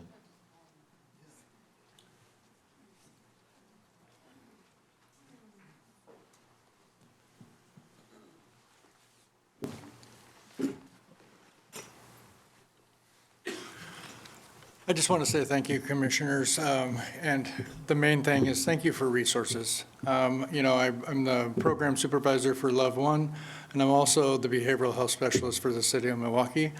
I'm working with people that are houseless or about to lose their houses all the time. City of Milwaukee struggles, the whole Clackamas County struggles. If we don't have 4 months, 3 months worth of savings in our account, we're all one life event away from being houseless. I just worked with an 88-year-old, no drugs, no alcohol. She's on the streets for over a year.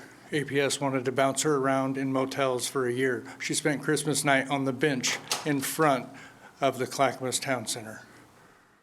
She's now housed. If I didn't have the motel program to transition her, she would have died out there. Thank you. Thank you. Next. Good evening, Commissioners. My name is Brandy Johnson. I'm the Executive Director of Love One, a Clackamas County-based nonprofit. I'm also a lifetime resident of Clackamas County, and I love our community.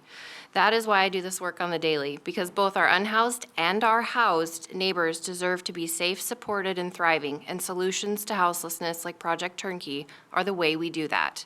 Over the last year, I've had the honor of working with our Love One outreach team and community partners to help move 30-plus people off the streets and out of Newell Creek Canyon. I spend hours each week at the current hotel program sites. Participants are connected to supportive services, including mental health, medical, substance use treatment, including inpatient and peer support. I know this works because I've seen it, and I am part of the process. We serve families, individuals, children, and seniors with varied histories and stories and goals, hopes, and dreams. The success stories I've had the honor of participating in and continue to witness on a regular basis are life-changing for participants and their families. We can do this, we need this hotel, and we need you to vote yes tonight. Thank you. Thank you. We are going to break for 10 minutes. Restrooms are down the hall if anybody is interested. We will start promptly at 8:10. Thank you very much.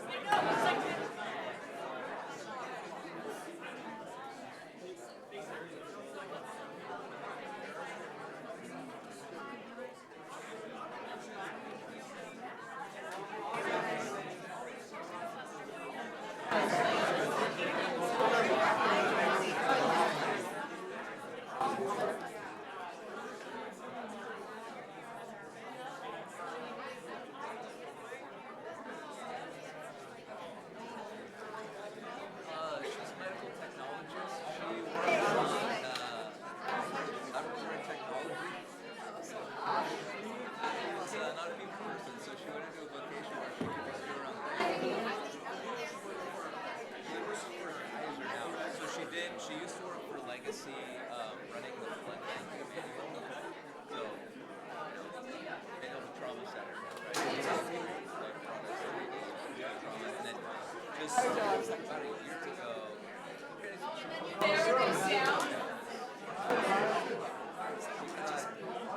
Exposed to some of the opportunities, the back end stuff that we see now.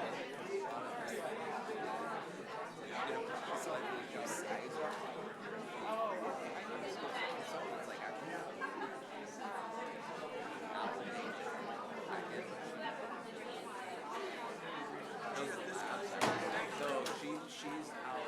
She's largely remote. Her full way.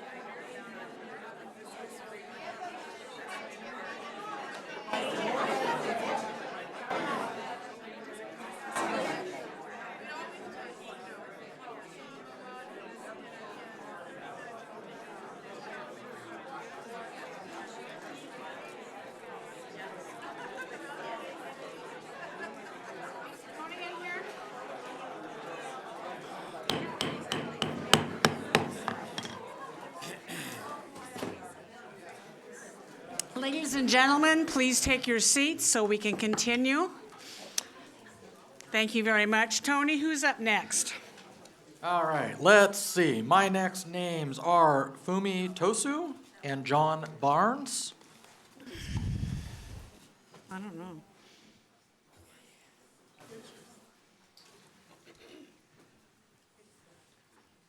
Go first. Me too? Yeah. Go ahead. Hi, my name is Fumi Tosu. I'm with Dandelion House in the Oak Grove neighborhood of Clackamas County, part of the National Catholic Worker Movement. As part of the Catholic Worker, I've spent most of the last 12 years housing or operating in transitional housing program out of my own house. 2, 3, 4, 5 individuals at a time. And so I've had the pleasure of really seeing time and again the impact of what a bridge housing like this can do. I just got a text message from a former resident. She was 14 when I housed her family for 1.5 years.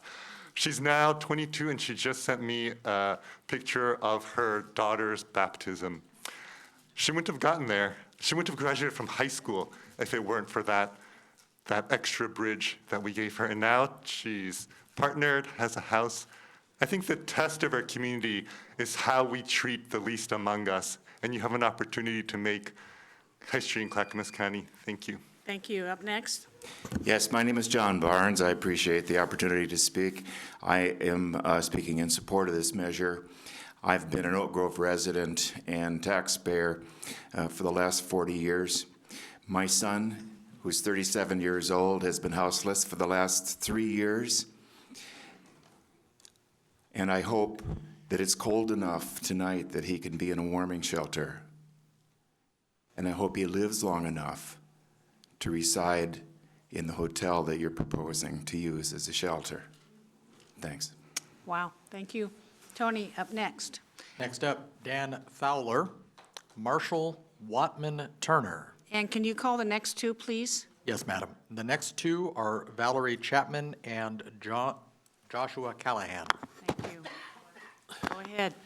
Good evening, Chair Smith and members of the Board of Commissioners. My name is Dan Fowler of Oregon City. I'm the co-founder and board president of the Homeless Solution Coalition of Clackamas County.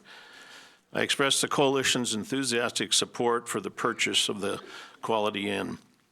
We believe that purchasing this hotel will provide effective, caring, and physically responsible strategy to address the county's long-term standing and housing shortfall. With the support of the County Commission, this project can and will directly house and support the most vulnerable residents in Clackamas County. Your action tonight is a critical step.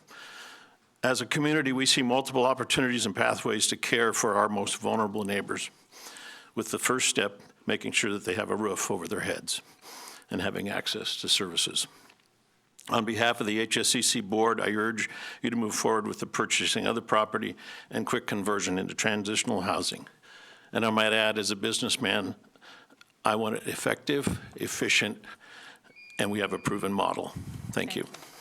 Up next. Chair and Commissioners, my name is Marshall Watman Turner. I'm a Oregon native, 36 years resident in Clackamas County, and serve as pastor of a United Methodist Church in Milwaukee, and I'm here in full support, and I appreciate all of the hard work and time you've all put into establishing your priorities to make homelessness rare, short-lived, and non-reoccurring in Clackamas County. I appreciate the support and all the work the staff have done and you in approving an operational plan that will work, and I am confident that it will save lives. And I urge all of you to support Project Turnkey because it will save lives today, tomorrow, and the next day. Thank you. Thank you. Up next, Tony. Valerie Chapman, Joshua Callahan.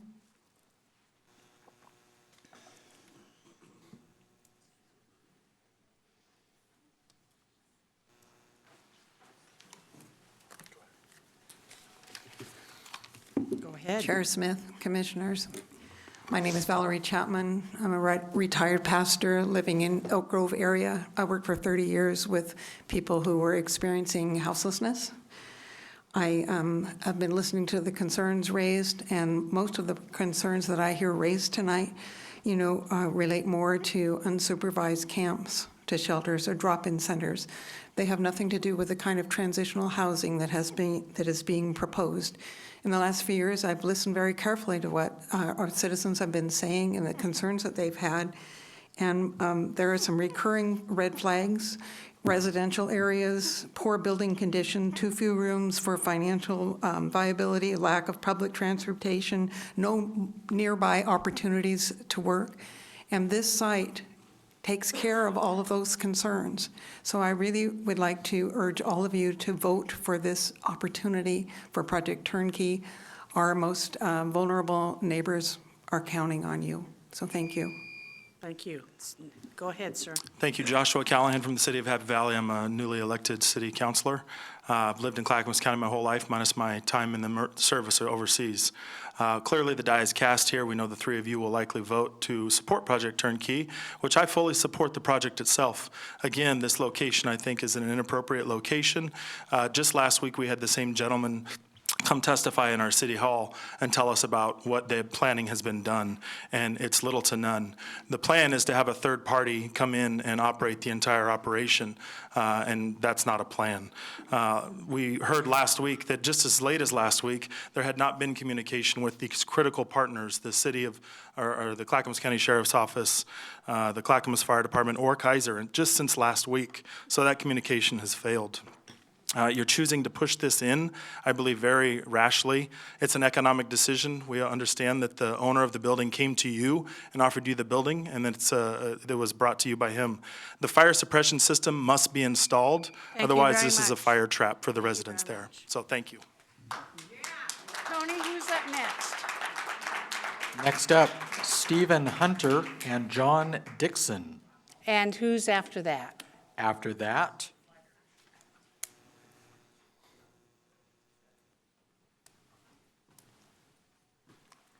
Jackie Vargas and the last name is Fernake? I cannot read the first name. That's okay. I'm sure they can figure it out. Thanks, Tony. Go ahead. Good evening, Commissioners. My name is John Dixon. I'm a homeowner in the area of the shelter. I might be closer than the guy who's, 2 miles away, but maybe not as close as Kaiser Vision.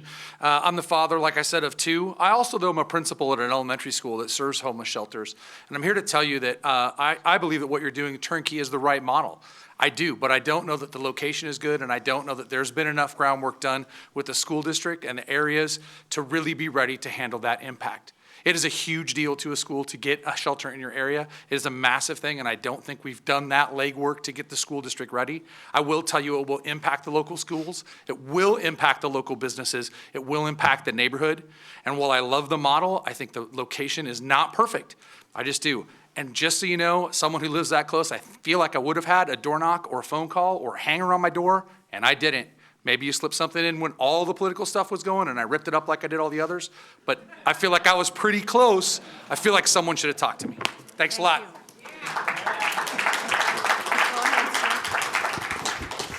Stephen Hunter, Wilsonville.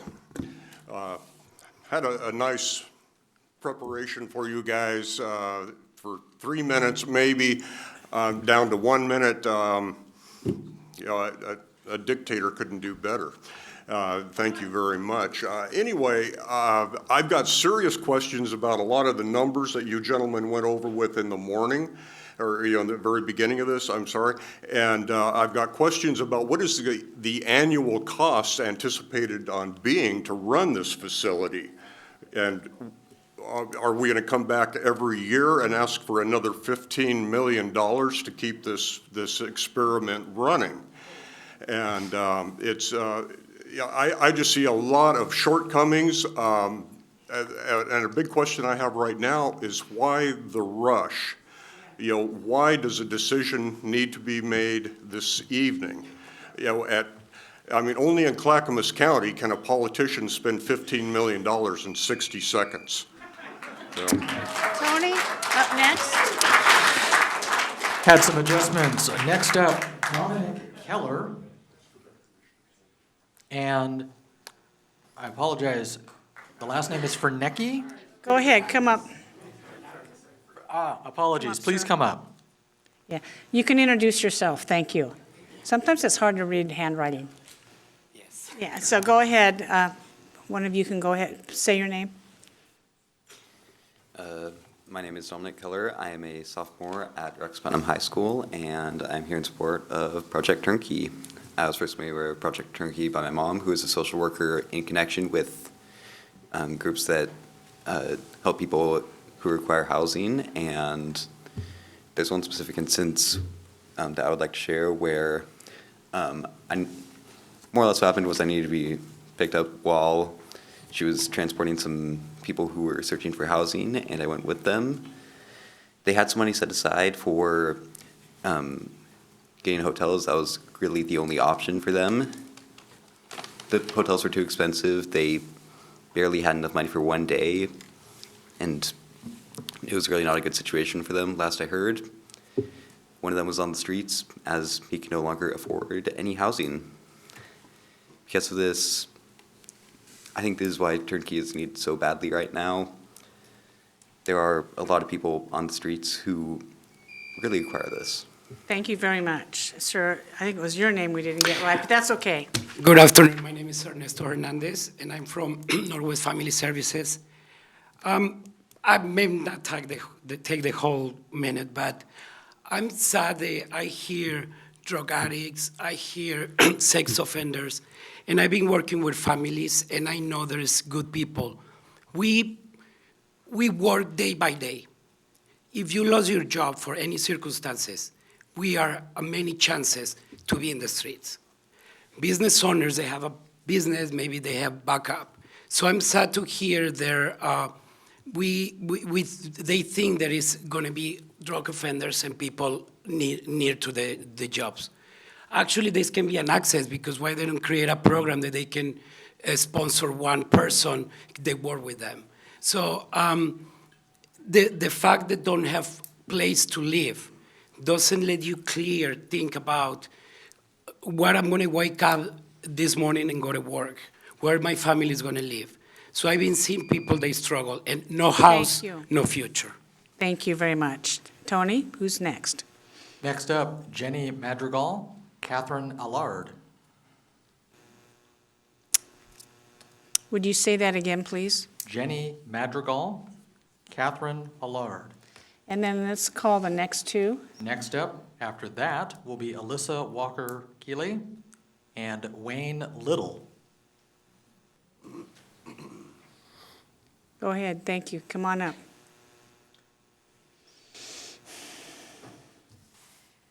Good evening. My name is Catherine Allard, and I'm a resident of Wilsonville. I'm the pastor of a church in Canby, and I'm the Clackamas County Regional Coordinator for Second Home, which is a program of Ecumenical Ministries of Oregon that serves youth experiencing houselessness, who are committed to graduating from high school and get matched with a host home so that they can focus on their schooling. And a concern that I heard coming up, I'm speaking in support of Project Turnkey. A concern I kept hearing was about the characteristics of the residents of the hotel if this project goes forward. And I know that in our program in Second Home, we do screening to make sure that whoever participates in the program is going to be successful. And I heard that in the presentation about the management for Project Turnkey. Thank you very much. Good evening, Commissioners and Chair Smith. My name is Jenny Madrigal. I am a resident of West Lynn, and I support Project Turnkey. I work for Clackamas Workforce Partnership, which is one of the organizations that will support wraparound services at this location. It's critical for us as a county to support our neighbors as the cost of housing is skyrocketing and very untenable for many people in our community. In order to allow as many neighbors as possible to actively participate in the workforce, basic needs like secure housing must be met. The purchasing of this property is a step in strengthening our workforce here in Clackamas County. I would like to thank you all for your time and your commitment to helping remove barriers for all of Clackamas County residents. Thank you. Thank you, Tony. Who's next? Next up, Alyssa Walker-Keeley, Kara Schmidt. And then who's after that? Mark DeLucia, Corey Etheridge. Thank you.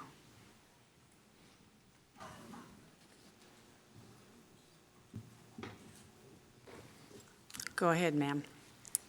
Good evening, Commissioners. My name is Alyssa Walker-Keller, and I'm here in support of the Quality and Project Turnkey site. The fact that my 15-year-old high school sophomore wanted to skip volunteering at his beloved science club to come testify in front of all these adults in all of these rooms tonight speaks to the importance of housing stability to him and his peers. Fear is not stopping him tonight, and fear and misinformation cannot stop us from doing the right thing for Clackamas family stability.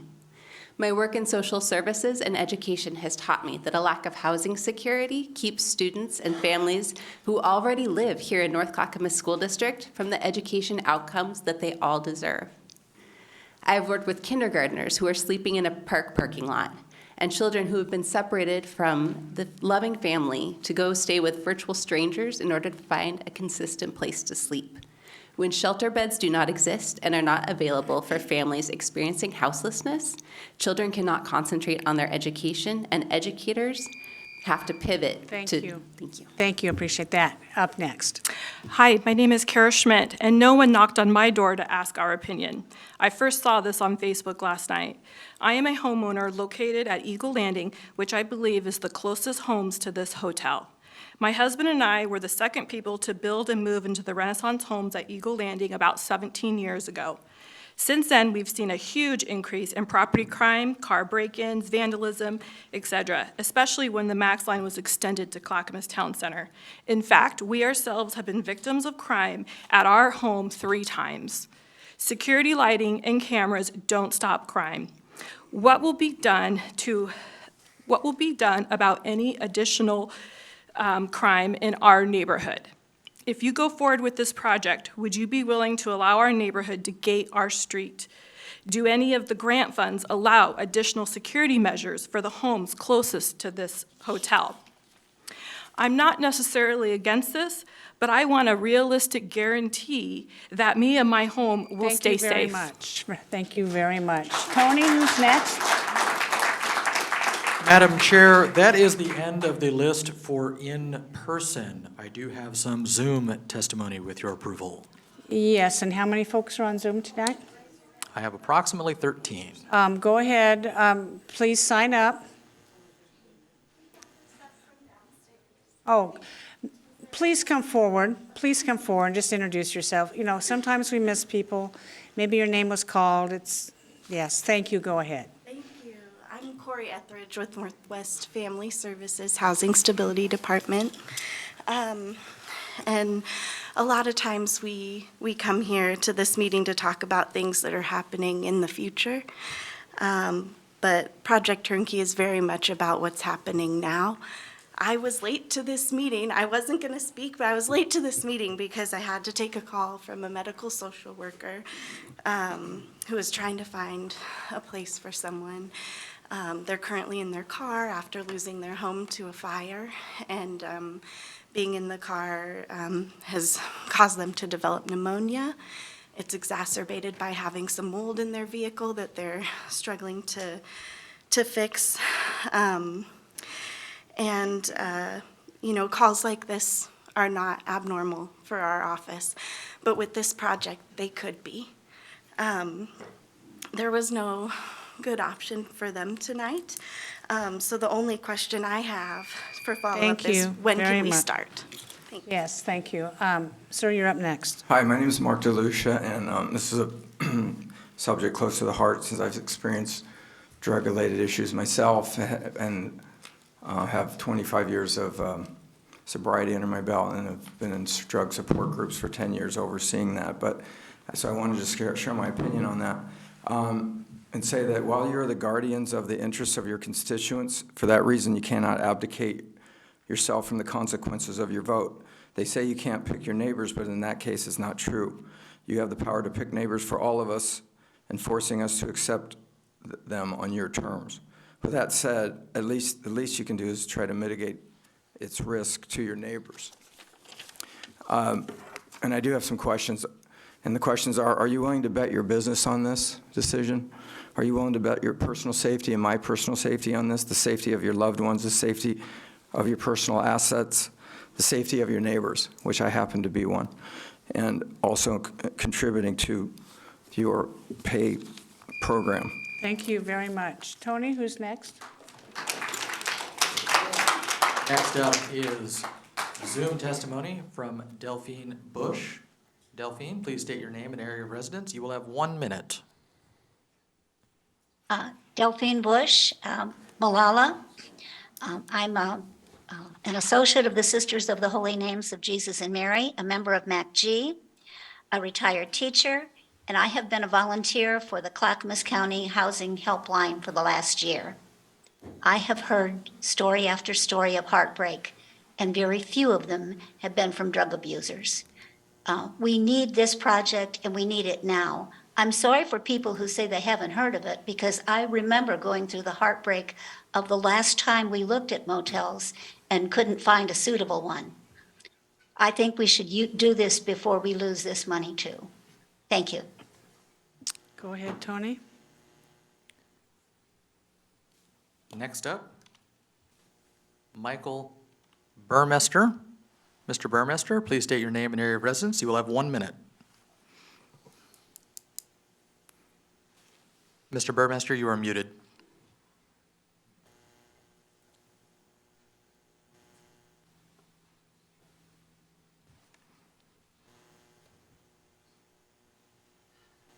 Tony, why don't we come back to him? Maybe he has a technical problem. We'll call on him at the end of the list.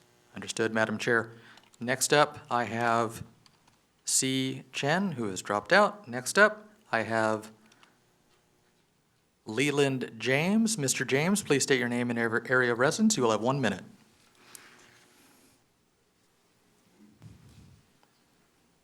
This is Leland James. I'm a MAI appraiser. I've been owner of the Office Depot property immediately adjacent to the end. I have spent 10 hours reviewing the appraisal that's been given to you. He used 5 comparables, 3 in Washington State, 1 in Boise, and only 1 in the Portland area. That unit is 75 units versus our 109. It sold for $6,650,000. Adjusting for the size difference, the unit value for the subject property should be $9 million. In order to show a $15 million value, the Quality Inn was needed to be shown as a very profitable piece of property. And this 37-year-old motel, wood frame motel with no sprinkler systems, is one of the highest priced motels that anyone could have purchased for approximately $9 million. Thank you very much. Up next, Tony.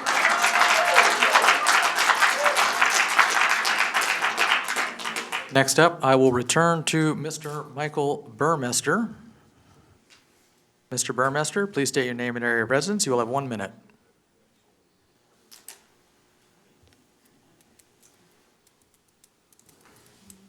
No comment, but I support the motion.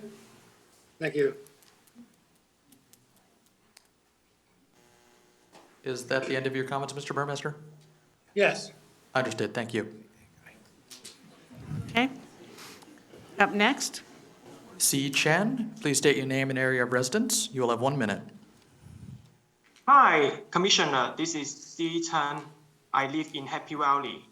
And my comment is that I heard all about all the comment from the residents, and I realized that most of the Happy Valley residents are object to this project, while all the Milwaukee and residents support this project. And I found really good motel for this project in Milwaukee. Why can't we just choose a different location for this project where all the people support this project? Thank you.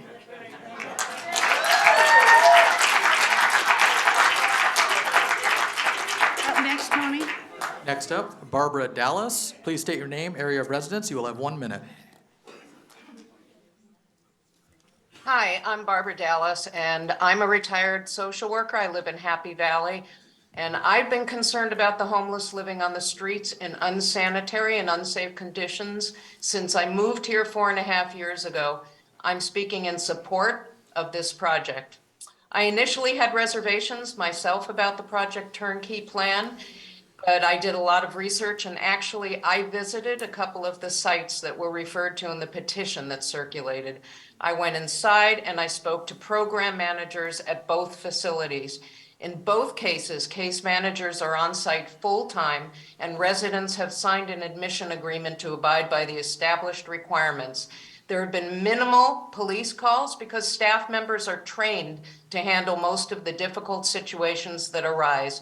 Neither site had any evidence of camping or homeless encampments nearby.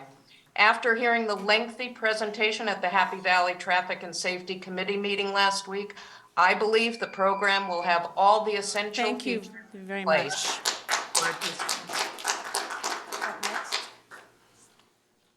Next up, Jill Soley.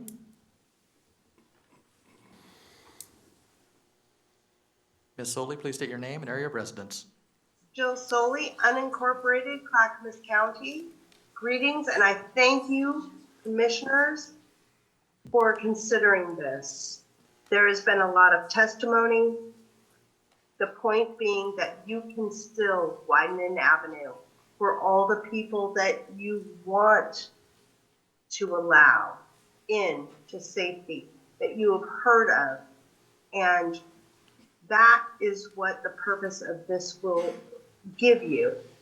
Instead of all of the worries, it gives you a place to solve your problems. Thank you. Thank you. Up next. Next up, Calico Castile. Calico, you have the mic. Aloha, good evening, everybody. Appreciate the time. My name is Calico Castile, a resident of Milwaukee. I actually ran for office in House District 41 last year, and one of the biggest issues that I heard on every door was that homelessness was people's top issue. And I really want to thank Commissioner Savas and Commissioner Smith for working to dispel a lot of the misinformation that has been taking place in this meeting tonight.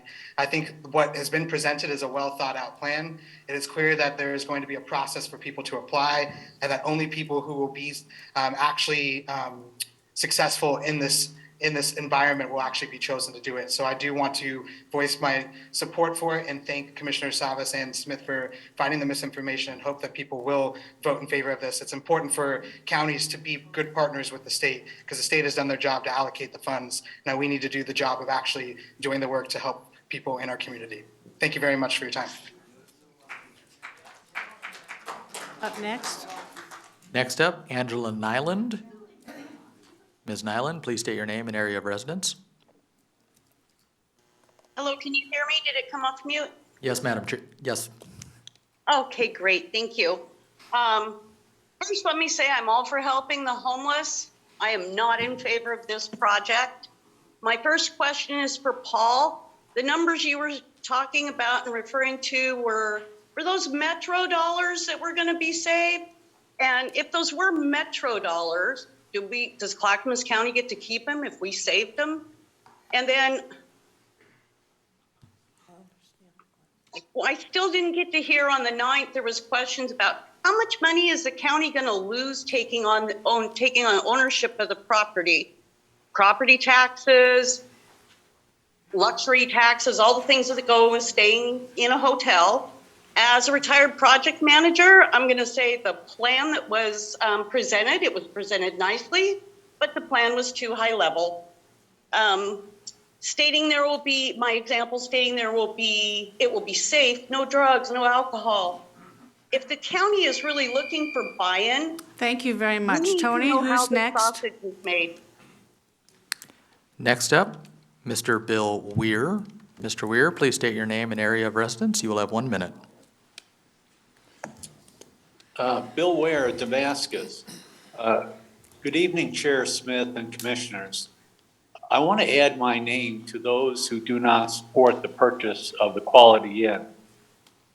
And first off, I want to say I have a great amount of respect for the members of the clergy who came tonight to testify.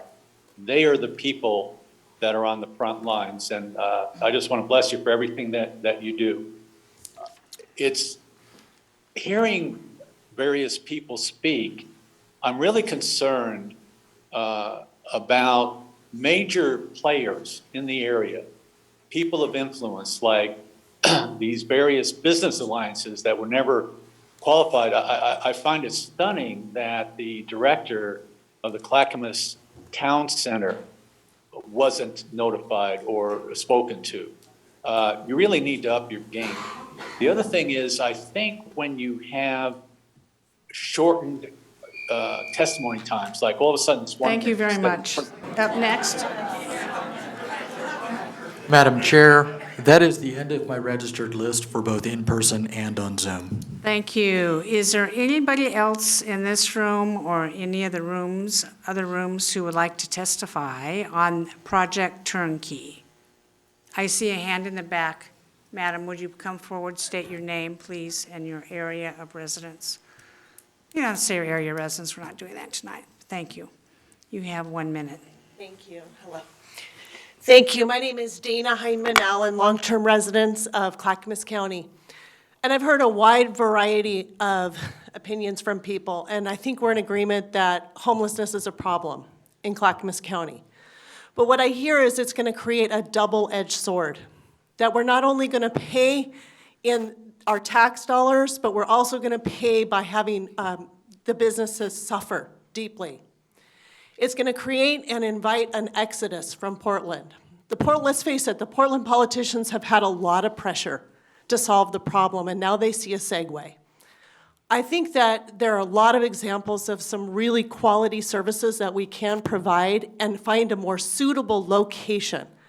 And it's really odd that we're in process, in buying under contract. I sell real estate. We're already like literally negotiating on repairs, basically ready to close the deal.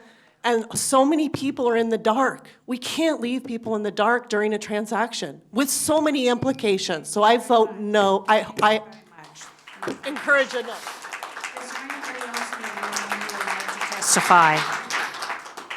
Madam Chair, I am aware of 2 on the 3rd floor who are making their way up. Okay, we'll just wait for them. Are they here? Come forward, sir. Are there 2 people back? Please, both of you can come forward. Thank you very much.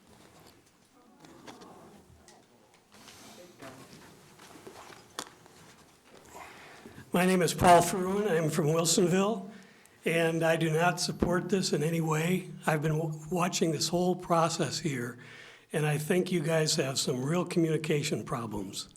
First of all the people that don't seem to know about this, some of it is their fault, I'm sure, even my fault. I didn't know about this until a week ago. Somehow or other, you guys have to find a better way to communicate. There's a lot of people here and there's such a diversity of opinions here, but I don't think this was well thought out. I suspect that you guys aren't being well served by your staff because I see one side being presented here in terms of numbers and all that, and I don't think that that's a good way to proceed. I don't think I support the other things that were said tonight about giving somebody 1 minute to speak on a subject that's important as this. I voted for many of you on here, and I supported your candidacy. And I would like to see this postponed. Thank you very much.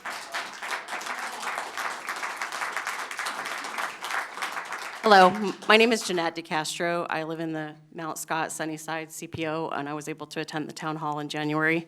Thank you, it was informative.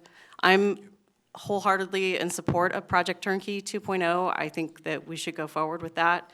It's uniquely located to help people. It's by transit, it's by healthcare.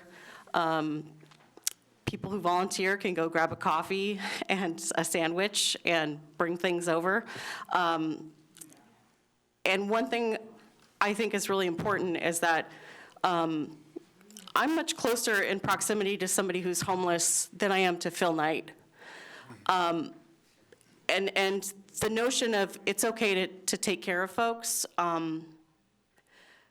it's very real. And I'll also say, I get it if we're worried, I get it if we're scared, but I think that we should keep moving forward because it's the right thing to do. Thank you for voting yes. Thank you. Tony, is there anybody else making their way up that you know of? Not that I'm aware of, Madam Chair. Okay. Anybody else in the room? Okay, sir.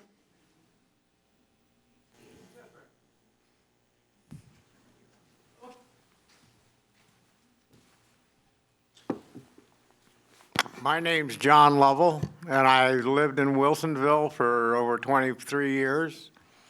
And I look at these panel, and I see people that I have walked doors for and answered phones for, and this is a wrong decision.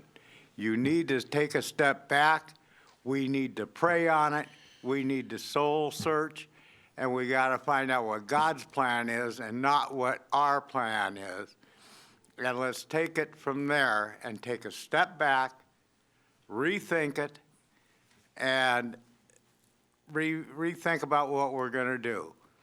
There's too many drugs, too many violence, too much sex offenders, just too much. Thank you. Oh, it's not over. Thank you. We are going to close this portion of the meeting for public testimony. I will now open it up to comments from commissioners. Commissioner Savas, you're up. Yep. Well, thank you all for, regardless of your position on this, thank you all for being here tonight and sharing your thoughts. And I think it's really important. I probably, up here, probably have a unique experience that some of my colleagues may not have. So I ran several businesses, but over the years, the last 25, well, between 1984 and 2011, I ran a brick and mortar operation on McLaughlin, 2 brick and mortar operations on McLaughlin Boulevard. One right next to the Econo Lodge Hotel, which is currently being used as a 27-room unit facility that's being used for transitional housing services in a hotel model, okay? And which happens to be near a school, by the way, Putnam High School, very close by, closer than the school here for the Quality Inn. And the other hotel that's near my home is the Comfort Suites, which is near the Billquist Elementary School, just less than a mile away from the Billquist Elementary School. But to my business experience, I will say that in 25 years, that when the methadone clinic was placed across the way, about 150 feet, about 100 yards from my business, okay? 100 yards. We all were pretty concerned about the methadone clinic because people who go to a methadone clinic get treatment because they have an addiction. And we were pretty worried about that. All the businesses were. I knew what the property values were going in there. But the reality is that there was no impact on our businesses. There hasn't been.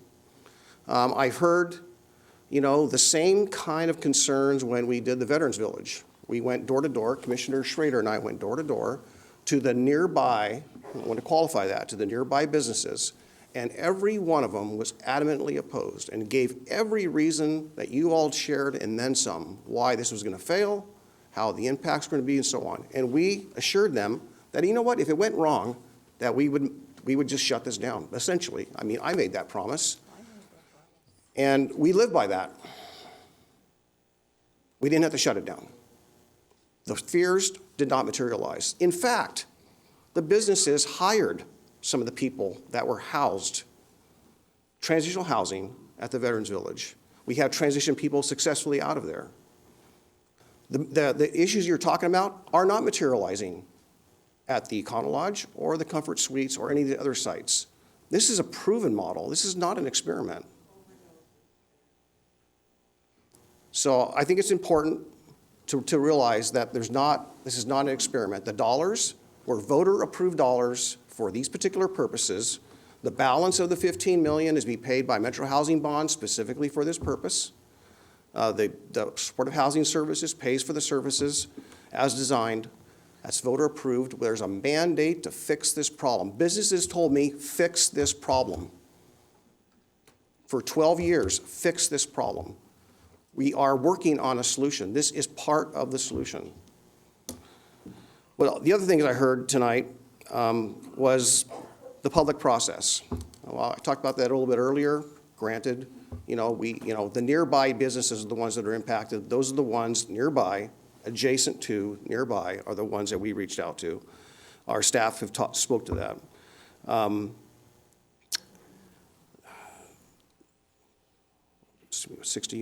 The other thing that, as far as research, we did a lot of research, and I think I spoke to that earlier. Our staff done a lot of research. We have these proven models that have worked. But the other thing that I mentioned earlier about getting scale, making sure that this is efficient, I was looking for the number from the experts. Don't numbers I can't create, but what's the number in which you have a facility in which you have enough services and people to justify that as efficient as possible? And we learned here just a few weeks ago from Central City Concern, who runs 38 facilities in this region, and a lot of them are transitional models. 38 facilities, and they run a lot of them pretty well. And the models, some of their models are identical to the one we're using, but their break-even point, they feel, at a minimum of 60 units. Well, we don't place hotels, right? The industry places that. All the hotels we looked at were either unavailable, not for sale, or were smaller than 45 units, 50 units. We struggle to find it. This one came along at 100 units. So that efficiency, I think, will be a benefit. Do the dollars go back to the county? No. They go back for services to help the people to get off the streets, to help the businesses that are complaining today along 82nd Avenue in the town center. I have family and friends who work in the town center. I know what's happening in the town center. I know what's happening to the businesses on McLaughlin, on 82nd Avenue. They want the help. There is relief. Does this fix everything? No, I get that.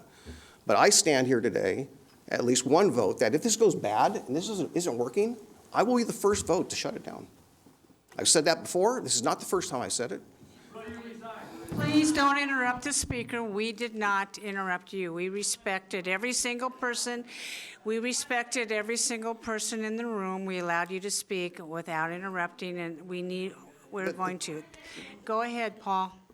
I'll close with this. Not all homeless people are addicts, and not all addicts are homeless. I'll say that again. Not all homeless people are addicts, and not all addicts are homeless. Think about that. Thank you. Commissioner Schrader.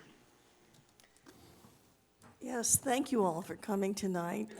I knew this was going to be a contentious issue because, as Commissioner Savas said, we went down to Lane County to visit with Commissioner Pat Farr, who has been one of the best advocates of homelessness policies. And he is one of the reasons that we talked to him and have seen what they've done down there, that we decided we needed a veterans village. And the veterans village, as Commissioner Savas has said, has been extremely successful. Not only are people getting jobs out of there from the surrounding businesses, as you said, my colleague said, also set up next to them is actually a nonprofit that specifically offers food, clothing, and other support systems. After we did the Veterans Village, we also built in Oregon City, I believe it's on McLaughlin? South Malala Avenue. Malala Avenue, sorry, Oregon City, I'm tired. And that is permanent housing, that we have moved these veterans from the transitional place into the permanent housing. And essentially that is going to be a plan with Project Turnkey. The other thing I would like folks to understand is this is what they're calling Project Turnkey 2.0, because we did Project Turnkey 1.0. This has been going on since 2020. And basically, we've worked with the Oregon Community Foundation. And at this point in time, with Project Turnkey 1.0, $74.7 million has been granted to counties across the state. There's been a 20% increase in Oregon's supply of emergent housing, and there are 19 properties in 13 counties. So we're not making this up. This has actually been a methodology and a construct that has proven successful. And get this, ladies and gentlemen, it's just not Portland. It's Ashland, Medford, Klamath Falls. These are the places where this has been done. And I've talked directly to all of my colleagues from those counties. Roseburg, North Bend, Eugene, Redmond, and Bend again. Pendleton has a houselessness problem with people. They did it. Hillsborough, Forest Grove, Lincoln City, McMinnville, Salem, and Corvallis. And let me tell you, ladies and gentlemen, the folks in Corvallis are a pretty conservative group of people. I know those commissioners. And when they thought this was a good idea, I mean, Corvallis, and then the ones outside in that area, they embraced this, and it has worked.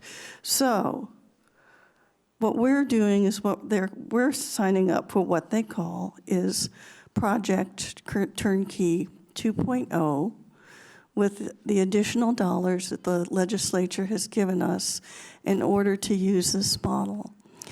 It's okay if you don't agree with me, and I actually have some good friends in the audience, so I'm looking at you, Tom, who's one of my favorite people in the world. I love you to death. And, you're going to give me what for? I get that. But you're sitting next to one of my other best friends, Fumi, so he'll talk you into it, okay? So I guess what I'm trying to say is that we are going to be very trustworthy with this project. I wouldn't be doing this or voting yes on this if it wasn't a proven model.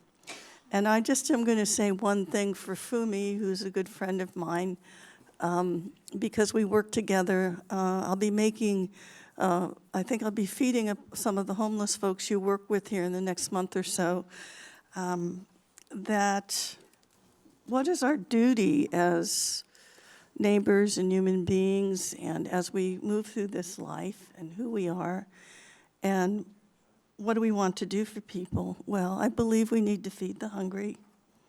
We need to give drink to the thirsty. We need to clothe those who have no clothes. And we need to give welcome to strangers, because these are acts of mercy.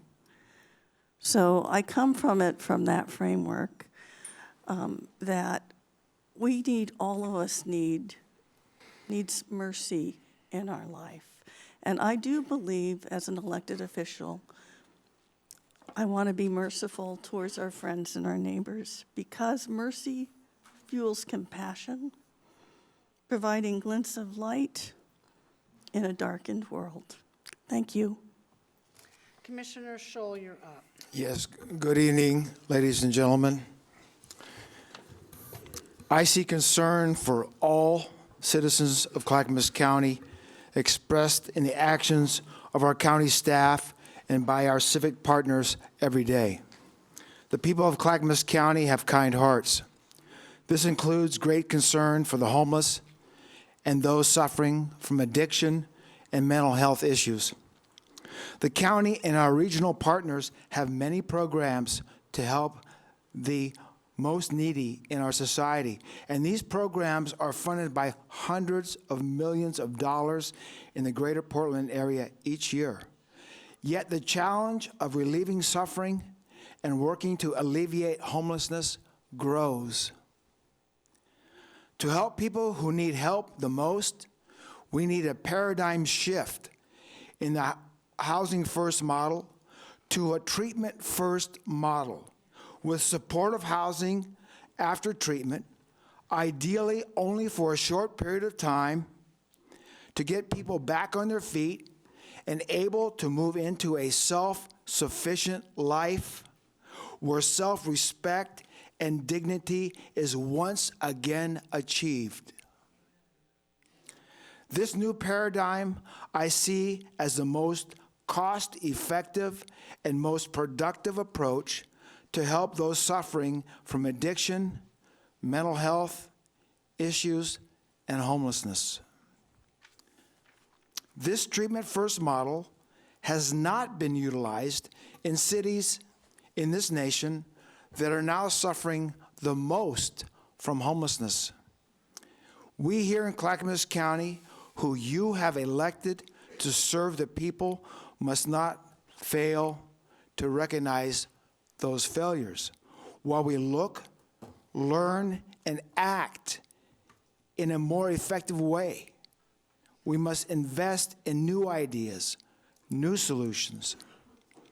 Yet, as your fellow resident of the county who you elected to represent all people, I must also be committed to the businesses and the families who toil, work, pay taxes, and invest in their community and strive each day to keep a safe and an attractive livability to their successful neighborhoods.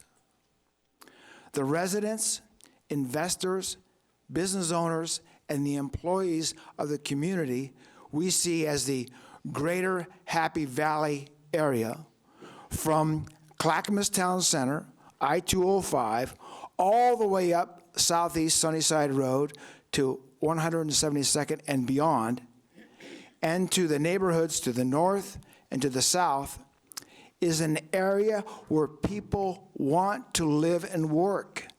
It's an area where people are moving to escape the social failures in other areas. It is a community where moms can send their kids to the store or to the park in safety. Yet, like we've heard tonight, external bad decisions are already causing challenges. It's a community where residents have put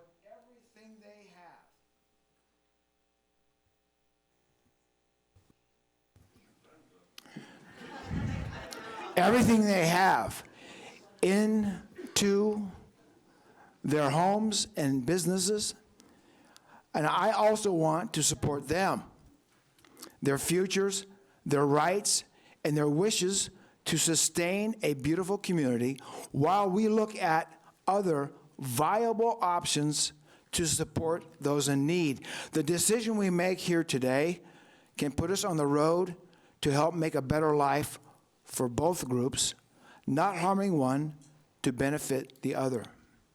With good judgment this evening, we can provide a better future for all people. We must look at other options, and I cannot support the Quality Inn tonight. Thank you for your time. Commissioner West. Good evening. I'm the new guy. I've been here just under 45 days, a month and a half. I was not here on December 8th when the county agreed to enter into this. But when you get elected, you got to hit the ground running, and sometimes you have to deal with other people's decisions that were before you. I ran on solving this. I care deeply about this issue.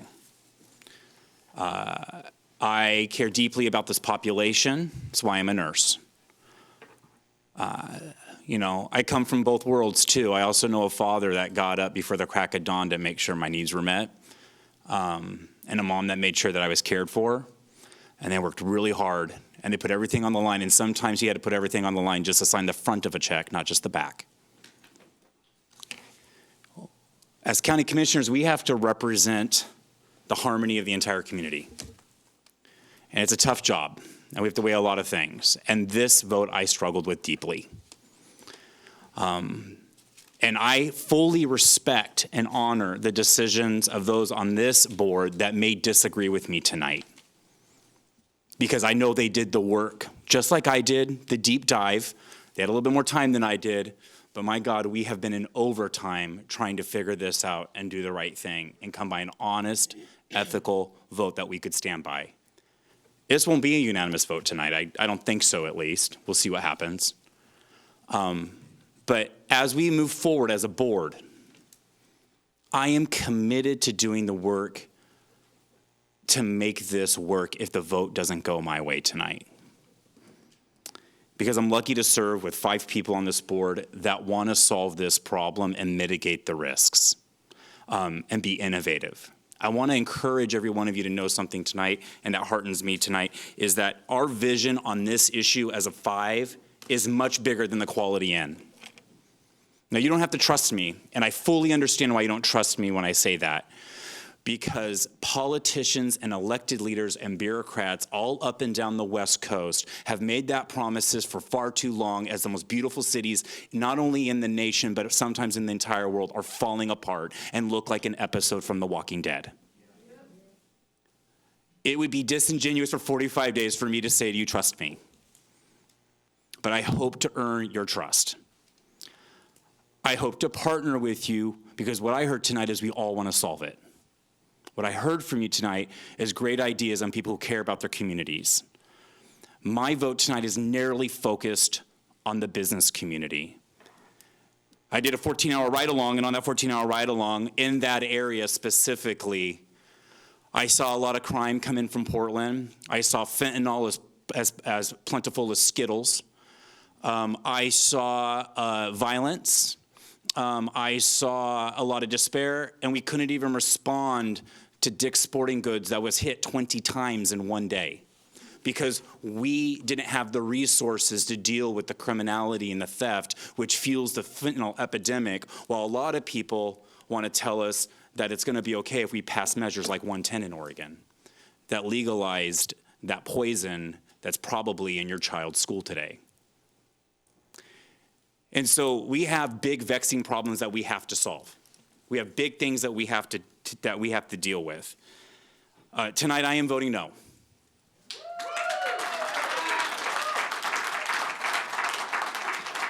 And I'm voting no on, not because of the money, because I think it's, that's not an issue for me. It is the impact on the people that have to sign the front of the check, people that are seeing leases walk away, people that are, we're asking to make promises when we never had a conversation with them. We had for 2 years an opportunity to maybe do a better job partnering with you, and you probably had a better opportunity to pay better attention and partner with us. But we have a mandate to solve this the Clackamas County way. We're all committed to that. You know, we didn't vote for the supportive servicing, in Clackamas County, we did not vote for the supportive housing service tax, the income tax on Clackamas County residents. It failed in Clackamas County, but it passed in Multnomah and Washington County, and we're part of Metro, so we get to pay that freight, and there's money to help deal with this. But I just can tell that a lot of people in Clackamas County just feel like, once again, they were told how to do this in 2020, and some of you haven't had that relationship established with you, and you feel like you're being told how it's going to be done again right now. And for that, I can apologize as a local elected leader for the last, now just over 4 years as a Wilsonville City Council, now a county commissioner. I'm sorry for that. And that's not okay. We have to do better and figure out how to respond to you better and partner with you better. But I want to tell you a little bit about what I think I'm excited about with this board, with how we want to continue to respond with a bigger vision beyond Project Turnkey. And if it passes, it'll probably be part of that vision. We have to make it work. We're going to do new, innovative approach.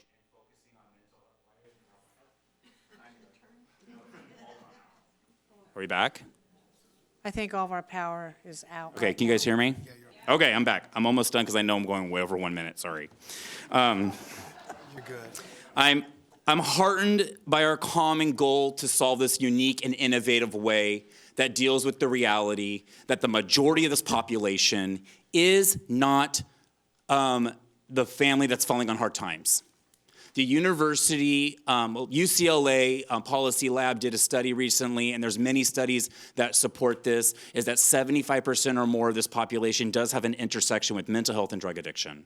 And in Clackamas County, we are vastly aware of that, acutely aware of it, and we want to begin to tackle those root cause issues that cause people to live in this hopeless state.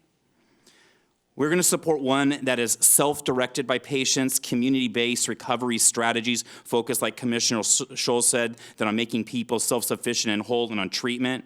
Our care has to be person-centered by working to get an individual to self-sufficiency by focusing on long-term measurable improvements. To achieve this goal, we have to bring along our allies, our families in the community, stakeholders, communities, and businesses, and I don't think we did that this time. into a system of care to build a recovery community around those that are struggling and require support. This problem is bigger than government, and it takes every one of you in both rooms. We need your help. Those of you that half and half that agree to disagree, we need to come together beyond whatever this vote happens tonight. We need your help to solve this. And we're going to do things bigger than turnkey. Stay tuned. And I will take Paul up on that commitment that if this goes awry, we'll shut it down quick.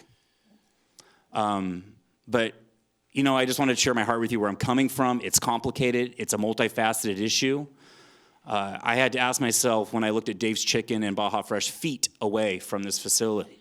That has many good things. This project turning property, Adam, your work has been stellar on this, has many, many good aspects to it. Would I risk my daddy's business, his sub shop, for this? Our home, if he lost that business and couldn't stay open? Would I do that?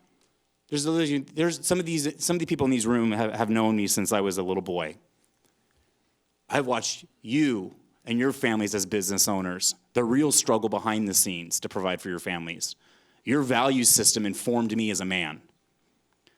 And I have to know that too when I make this vote, and it's informing my vote also. So with that, with a really struggle and a split heart on this, I'll be voting no.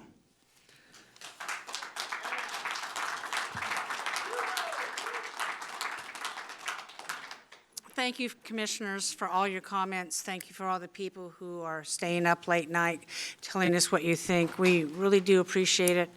We've heard you all. We've taken all the comments in. As human beings, we're trying to do the best we can. And maybe communications failed, but with some it didn't. And as government, we put out as much information as we can on a daily basis. And it's all there to take in. I guess the problem is, where do we find it? We've talked about this before. There's a 24-page information sheet online. Just Google Clackamas County, and in the search button, just put in Project Turnkey, or put in any of the words that will take you to that, and it's on there and explains the program very well. There's been a lot of accusations made tonight that we're not doing this and we're not doing that. We heard you, but we are going to be doing a lot of those. I'm not asking you to trust me. Frankly, most of you don't. I know that. But I was elected to try to solve problems. This is something that this board has inherited over the last 2 years, and as a public official, we are trying to solve this problem. We have many other options in Clackamas County that we're already doing just like this, and they're working really well. There was reference made to the Veterans Village. It's pod housing, right in the middle, smack dab in the middle of a bunch of businesses. Right in the middle. And when I wasn't here then, I started it. It was started, and it took a while. But it was the same type of situation. A lot of the business owners said, no, don't do it, don't do it. It's going to hurt my businesses, my property values are going to go down, where, as a matter of fact, once the Vets Village came online, the businesses who opposed it said, we were wrong, and they started hiring people who were graduates of the Veterans Village. And they're very happy with it now, and you wouldn't even know it was a homeless population. So we're going to work hard to try to appeal to some of your fears. We're going to put more information online as we go forward. But thank you for coming tonight. I will now entertain a motion. Chair, just for the sake of everyone watching, there's two motions. Yeah, we do the first one and then we do the second one. One's for the addendum, so I move for approval for the first addendum to the purchase and sale agreement with YKC Hospitality, LLC, for the purchase of real property and improvements generally known as the Quality Inn located at 9717 Southeast Sunnyside Road, Clackamas, Oregon, 97015. I'll second that. Commissioner Savas has moved for approval of the purchase of the hospitality, of YKC Hospitality Inn, Quality Inn on Sunnyside Road, and Commissioner Schrader has seconded the motion. Any further discussion? Seeing none, Tony, please take the poll. Commissioner Scholl. No. Commissioner Schrader. Aye. Commissioner Savas. Aye. Commissioner West. Nay. Chair Smith. Aye, motion passes 3-2. I will now entertain the board order. I'll entertain a motion for the board order, Martha, or Paul. We're all so tired tonight. Here we go. I move for approval of the board order approving the purchase of Quality Inn property at 9717 Southeast Sunnyside Road, Clackamas, Oregon, 97015, and delegating signature authority to the chair and county commissioner to execute all documents reasonably necessary to complete the closing of the purchase of the property. Second. Commissioner Schrader has made a motion for the approval of the board order. I'll make one correction. You said county commissioner. It would be the county administrator. County administrator to execute all documents, and Commissioner Savas has seconded that motion. Any further discussion? Seeing none, Tony, take the poll. Commissioner Schrader. Aye. Commissioner West. Nay. Commissioner Scholl. No. Commissioner Savas. Aye. Chair Smith. Aye, motion passes 3-2. Thank you very much.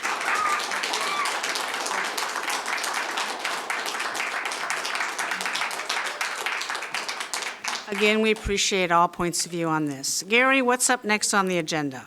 Next is the consent agenda. Tony, would you please read the consent agenda? Consent agenda, elected officials, item 1, approval of previous business meeting minutes for the Board of County Commissioners. Disaster management, item 1. Ladies and gentlemen, we're still conducting business. Could you please take your comments out to the hallway? Please, thank you. Tony, go ahead. Disaster management, item 1, approval of an intergovernmental agreement with the cities within Clackamas County for the lending of personnel within Clackamas County when personnel are unable to get to their normal reporting location. No fiscal impact and no county general funds are involved. Technology services, item 1, approval of a board order authorizing an increase in purchase order authority under a cooperative contract with Dell Marketing Limited Partnership for Microsoft Volume License Agreement Capacity Expansion. Amendment value is $584,504.88. Total contract value is increased to $3,117,449.52 over 3 years. Funding is through departmental cost allocations and $237,871 in budgeted county general funds. Transportation and Development, item 1, approval of a supplemental project agreement with the Oregon Department of Transportation for the East Barlow Trail Road at Milepost 1.65 project. Agreement value is $1,502,214 with matching funds of $157,056 provided by county road funds. Funding is through the Federal Emergency Relief Program. No county general funds are involved. Finance, 1 item, approval of a public improvement contract with Yadon Mechanical for the Beaver Creek Clinic Utilidor Hookup Project. Total contract value is $313,651. Funding is through budgeted county general funds. Item 2 has been pulled at the request of staff. County Administration, approval of a subrecipient grant agreement with Clackamas Women's Services for nonprofit recovery assistance. Grant value is $1.25 million for 19 months. Funding through County American Rescue Plan Act funds. No county general funds are involved. Item 2, approval of a subrecipient grant agreement with Workforce Investment Council of Clackamas doing business as the Clackamas Workforce Partnership for nonprofit recovery assistance. Grant value is $1.25 million for 19 months. Funding is through County American Rescue Plan Act funds. No county general funds are involved. Health, Housing, Human Services, item 1, approval of intergovernmental revenue agreement with Sandy Fire District Number 72 for medical direction. Agreement value is $7,350 for 1 year. Funding is through Sandy Fire District Number 72. No county general funds are involved. Item 2, approval of intergovernmental agreement with Clackamas Fire District Number 1 for Project Hope Community Paramedic Opioid Overdose Project. Agreement value is $16,000 for 6 months. Funding is through budgeted county general funds allocated for substance abuse. Item 3, approval of Amendment 2 to a research sub-award agreement with Oregon Health and Science University for an addiction treatment for opioid use disorder for incarcerated individuals study. Amendment value is $61,372 for 1 year. Agreement value is now $138,728 for 2 years. Funding is through Oregon Health and Science University. No county general funds are involved. Item 4, approval of a federal subrecipient agreement with Clackamas Women's Services to provide legal assistance to domestic violence restraining order petitioners. Grant value is $153,017 for 2 years and 9 months. Funding is through the U.S. Department of Justice Office on Violence Against Women fiscal year 2022 Improving Criminal Justice Response Grant. No county general funds are involved. Item 5, approval of Amendment 2 to a revenue subagreement with Oregon State University for parenting education expansion. Amendment value is $98,035. Grant value is increased to $265,820 for 2.5 years. Funding is through the Oregon Parenting Education Consortium. No county general funds are involved. Item 6, approval of Amendment 1 to a revenue subagreement with Oregon State University for parenting education expansion. Amendment value is $58,770. Grant value is increased to $117,540 for 2 years. Funding is through the Oregon Department of Human Services. No county general funds are involved. Item 7, approval of Amendment 3 to a federal subrecipient grant agreement with Clackamas Women's Services to improve the service delivery of the Criminal Justice Response for Domestic Violence Program. Amendment value is $45,510. Grant value is increased to $306,052 for 3 years. Funding is through the U.S. Department of Justice Office on Violence Against Women fiscal year 2019 Improving Criminal Justice Response Grant. No county general funds are involved. Item 8, approval of a subrecipient grant agreement with the City of Estacada for ADA ramps and sidewalk improvements. Grant value is $145,000 for 1 year. Funding is through Federal Community Development Block Grant. No county general funds are involved. Item 9, approval of a professional services contract with the Housing Development Center for the administration of the Regional Long-Term Rent Assistance Risk Mitigation Program for Clackamas County. Total value is $2,391,607.08 for 4 years. Funding is through Metro Supportive Housing Services Funds. No county general funds are involved. Item 10, approval of a revenue agreement with Care Oregon Incorporated for the Behavioral Health Integration and Access Project. Agreement value is $500,000 for 9 months. Funding is through Care Oregon Incorporated. No county general funds are involved. Item 11, approval to apply for a project turnkey hotel site support grant. Grant value is $250,000. Funding is through the Oregon Department of Housing and Community Services. No county general funds are involved. Madam Chair, that concludes the list. Thank you, Tony, for reading that very long list. Is there any commissioner who would like to remove an item off the consent agenda? Seeing none, I'll entertain a motion for approval. Your Honor, I move to approve the consent agenda as read. Second. Commissioner West has moved for the approval of the consent agenda. Commissioner Schrader has seconded the motion. Any further discussion? Seeing none, Tony, please take the poll. Commissioner West. Aye. Commissioner Shull. Aye. Commissioner Savas. Aye. Commissioner Schrader. Aye. Chair Smith. Aye, motion passes 5-0. Thank you very much. Up next is public communication. This portion of the agenda shall be limited to items of county business which are properly the object of board consideration and should be nonpartisan in nature, as the BCC is a nonpartisan governing body under Oregon Revised Statutes and County Code. Testimony is limited to 1 minute. Comments shall be respectful and courteous to all. If you spoke previously on the ordinance amending the emergency regulations or on Project Turnkey, I would ask that you would address your comments during this time to another topic. As a reminder, you can email submissions for public communication at bcc@clackamas.us, and these will be accepted as part of the public record. I will now open the meeting for public testimony. I will take in-person testimony first. I do not see anybody in the room who wants to testify. Tony, is there anyone online who would wish us to testify? Madam Chair, at this time, I do not have anyone registered to speak. Thank you. I will close the public communication portion of this meeting, and we will move on. Gary, what's the next item? Next is County Administrator update. That's me. My only update is next week the board will be on hiatus. There will be no board meetings the week of February 20th through 24th, so no business meeting next Thursday, February 23rd. The next board business meeting will be Thursday, March 2nd at 10 a.m. That is my report. Thank you, Chair. Thank you. We are now at Commissioner Communication. First, Commissioner Savas.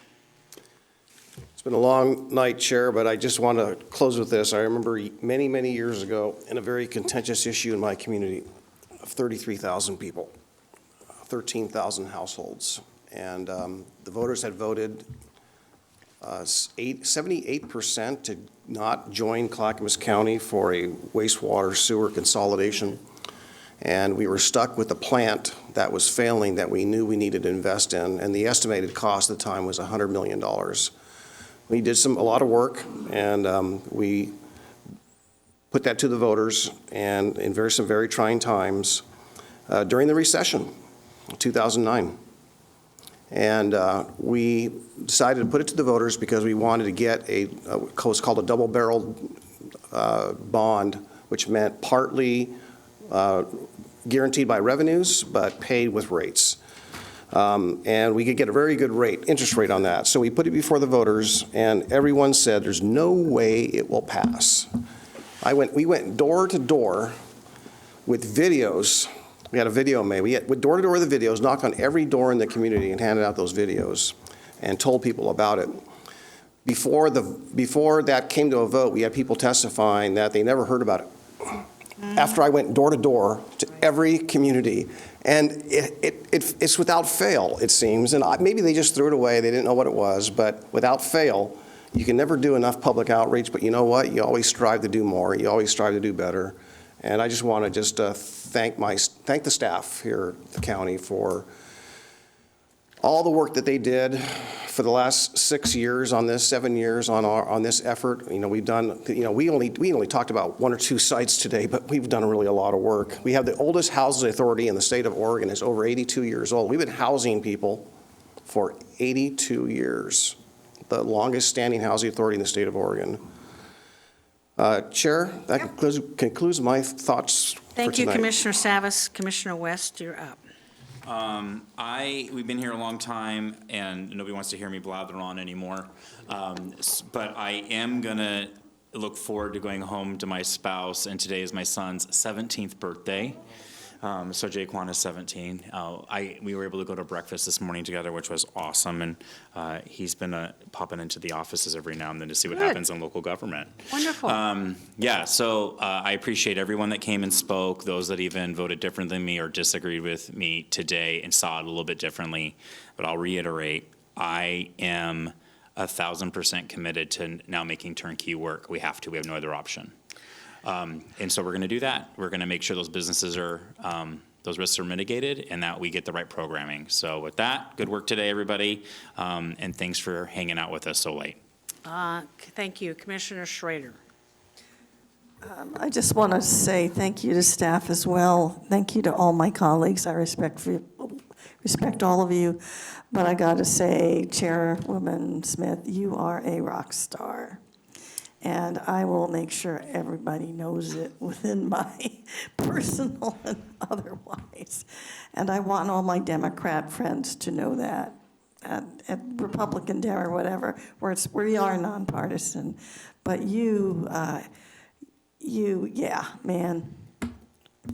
I'll throw myself in front of a train if necessary when you need it, Chair, just saying. You did a great job tonight, Chair Smith. Thank you. Oh, gosh, you I'm guys getting are you a making me guitar. blood. A guitar? Yeah, with like a big glittery star on it and like kind of a hairband wig. I'm gonna get Don't that for you. think so. You're a rock star. You know, I couldn't do this job without the support of my fellow commissioners Rock and, star paraphernalia. yeah.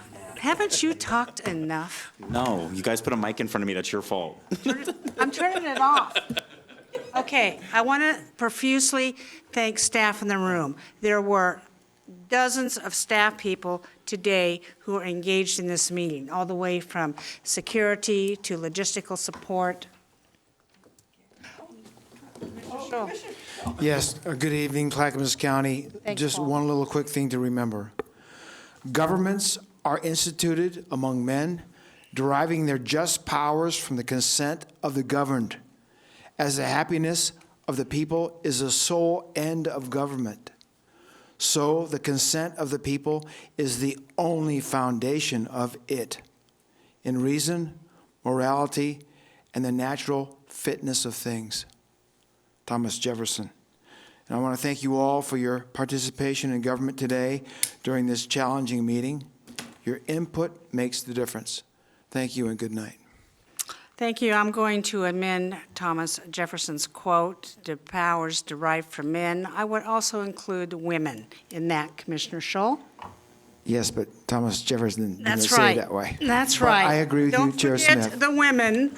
We make up more than 50% of the population, sir. This was 1775. Yeah, you know what? It's okay to amend it. Thank you very much.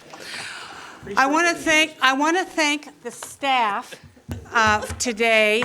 Please let me continue. My mic's off. Because like I was beginning to say, there were dozens of people that made this work tonight. You all had different roles. You all supported us wonderfully.